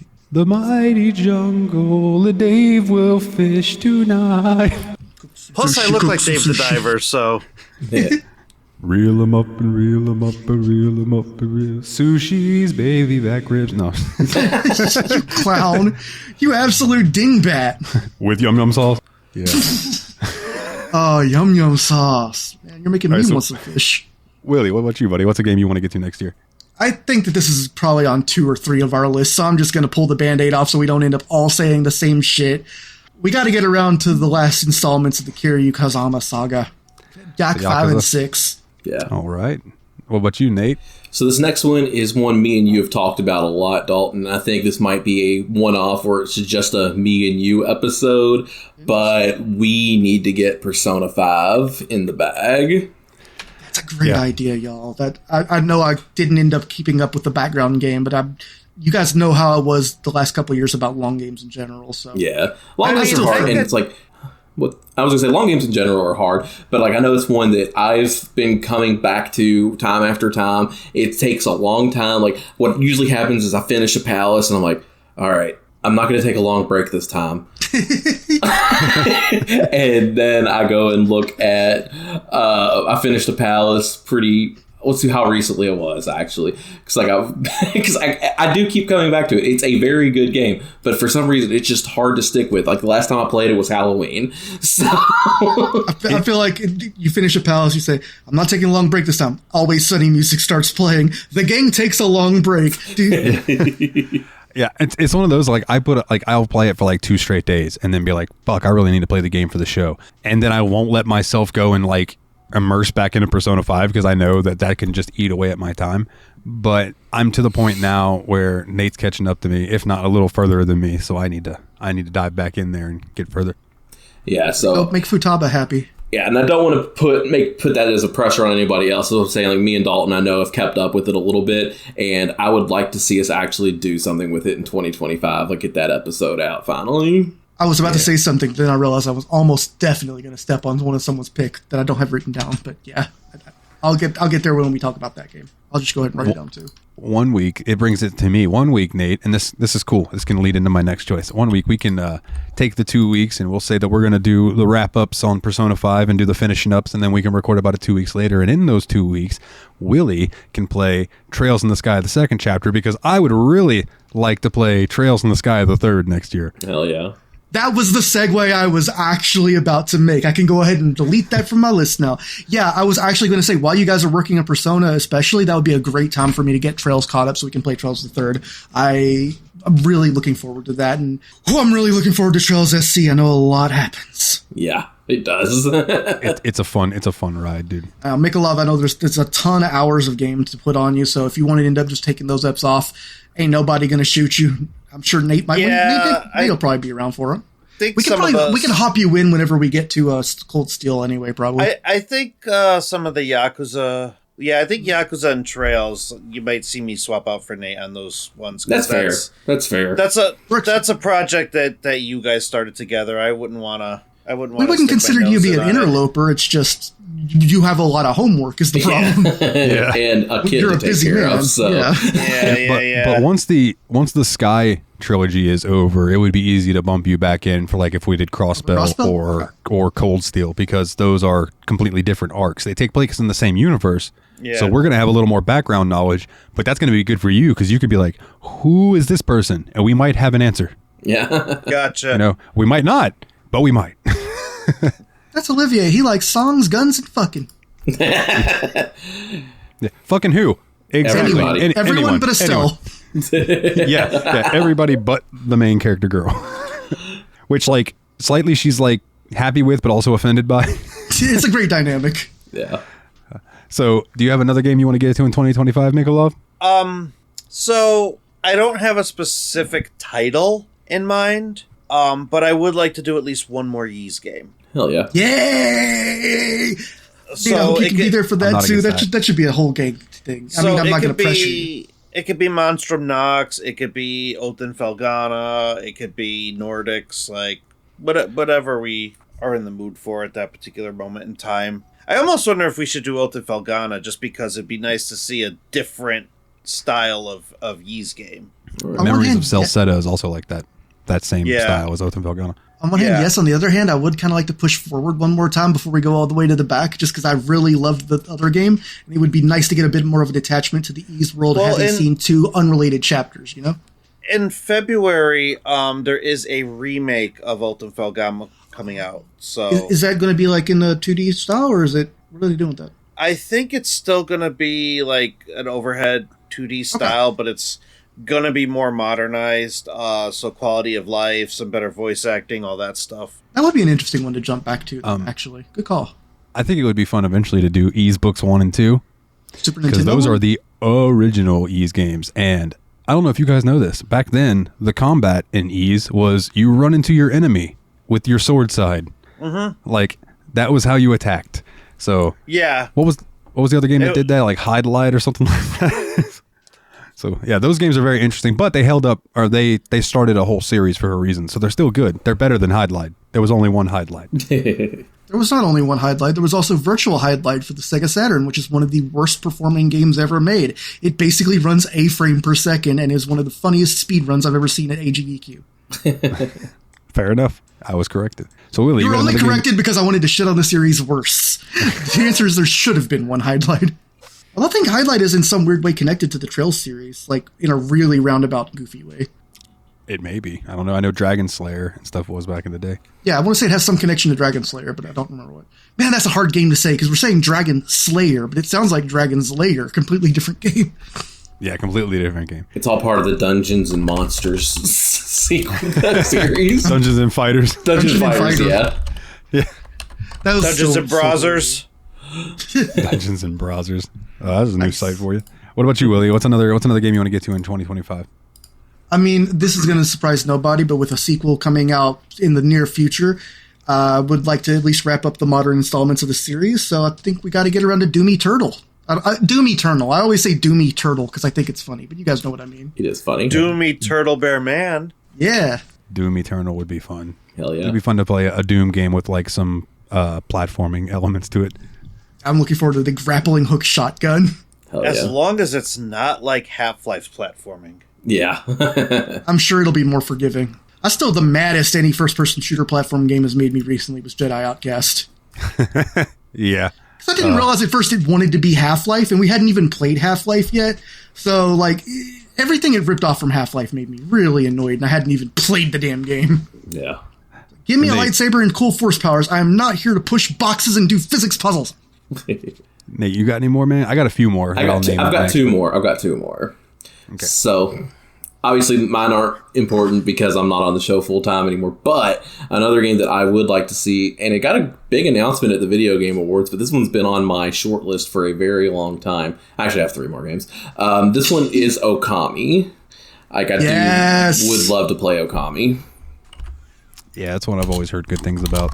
I don't know a ton about it. I know you're a dog and you have a paintbrush. That's all I need to know, baby. I'm down. Yeah. It's a beautiful game. It has a lot of allusions to Shinto mythology. Like, I actually watched through all of Yu Yu Hakusho with Biltzy, and he actually recognized some of the things going on in the Dark Tournament because they're references to the same myths. So that was like a cool little, he's like, oh, that's like, Momotaro. And I'm like, yeah, totally. But I didn't know anything about him. So then, that was cool sharing something with someone and then them being able to share it back. Fun experience.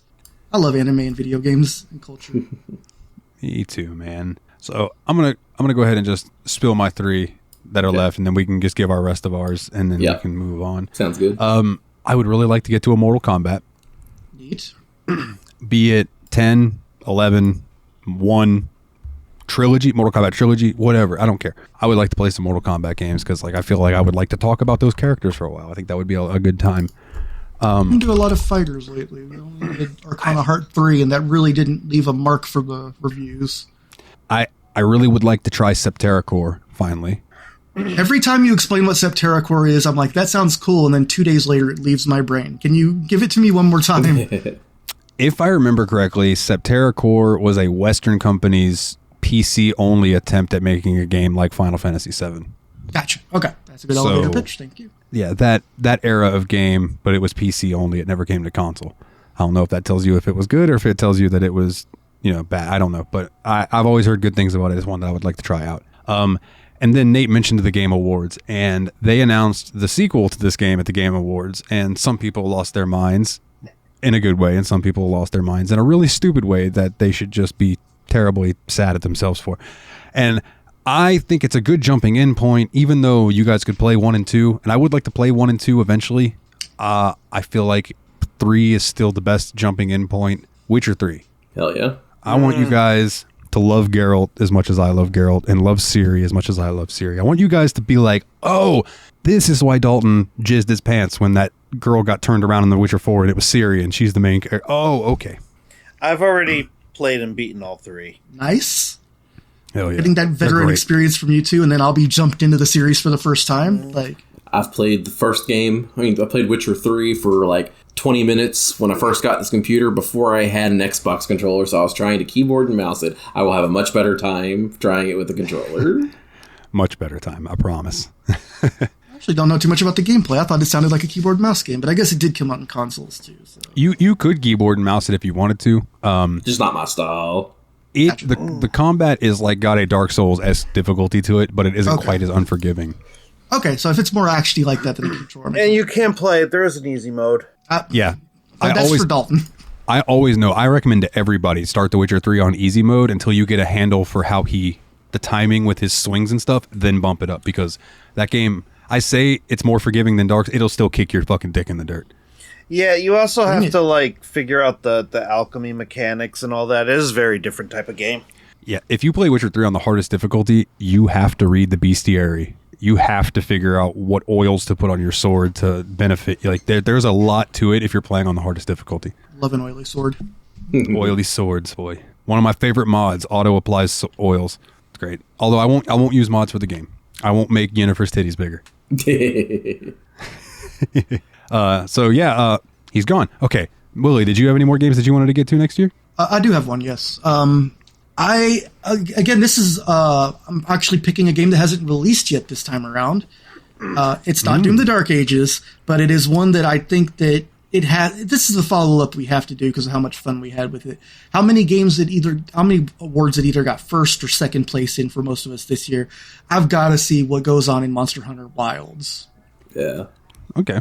I'm happy skipping Rise. I understand it got a mixed reaction, but it looks like Wilds does a lot what Worlds did. And I'm interested in seeing what we get. I'd love to go back and finish the expansions for those games. I just don't think it's ever going to happen. I mean, we could try to hook up with you for Iceborne, but it's been a while since we've played. We're going to be out of practice. Yeah. I'm way out of practice now for sure. It's like riding a bike. That being said, yeah. I mean, it's not hard. The problem is I didn't want to play it while I was playing Elden Ring, and then I kept telling myself I was going to get back into Elden Ring any minute, and then I didn't. Yeah. So, Mikhailov, did you have any other games you wanted to get to next year? No, because I think between everybody's picks, I think that's going to cover a good variety. All right, and Nate, you said you had one more? I had two more, actually, yeah. Two more. So, one, we've already played the first 2 games in the trilogy for the series. I'd like to round it out because I really loved those first 2 games. I know this one's not supposed to be as good, but I'd still like to play Batman Arkham Knight at some point. And then my final one I almost picked, and Willie said I made a mistake when I picked the other game. But hey, we got a lot of talk out of BioShock during this episode. But I would also really love to finally get to Subnautica. Yeah, Subnautica would be fun too, dude. I was playing a little bit of Subnautica just fucking around not too long ago. And the size of some of the shit that I saw was terrifying. Yeah. Absolutely terrifying. Oh yeah, it is fun. That reveal that you did was fun because you did basically tell us it's an underwater game with spooky shit in it, and I was like, oh, it's definitely gonna be Subnautica. Oh, but BioShock won me over pretty quick. So yeah, BioShock was good. Might be the year of underwater games. Yeah. Do I have anything? Oh no, Iron Lung was this year already, so I can't add that in. We're at the final hour, boys. What is your game of the year? Who would like to start off? Who wants to go first? Well, I think I've sussed out Dalton and Mikhailov's pick. I'm not sure what Willie's number 1 is. I mean, I'll go first because mine is probably the least surprising out of everyone's.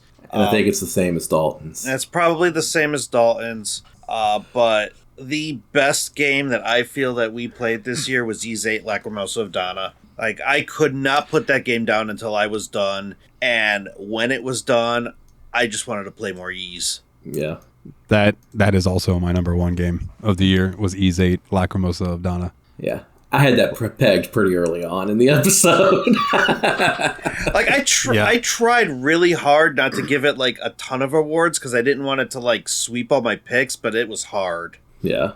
I mean, the fact that Red Dead swooped so many of my picks and still only got 3 on my list. Yeah. Like, I mean, Ys 8 was really fucking good. Just as a reminder, Ys 8 was my number 2 pick for the year. Yeah. Yeah, it was so good. I'm the only one that left it off, but as I said earlier, I kind of used most fun a lot of the time for an honorary number 4 pick, and yeah, this game ruled. I mean, nothing but good things to say. It's the hardest recommend I've ever... the easiest recommend, the hardest, most forceful recommend I can give you. If you have any interest in action RPGs with whip-ass soundtracks, you owe it to yourself to play this fucker. And you just have to keep in mind, like, at least from my perspective, 2024, I want to say, is like the best year for games that I personally have played on the show. Like, this was just... Well, it's the first year of games that you've played on the show, right?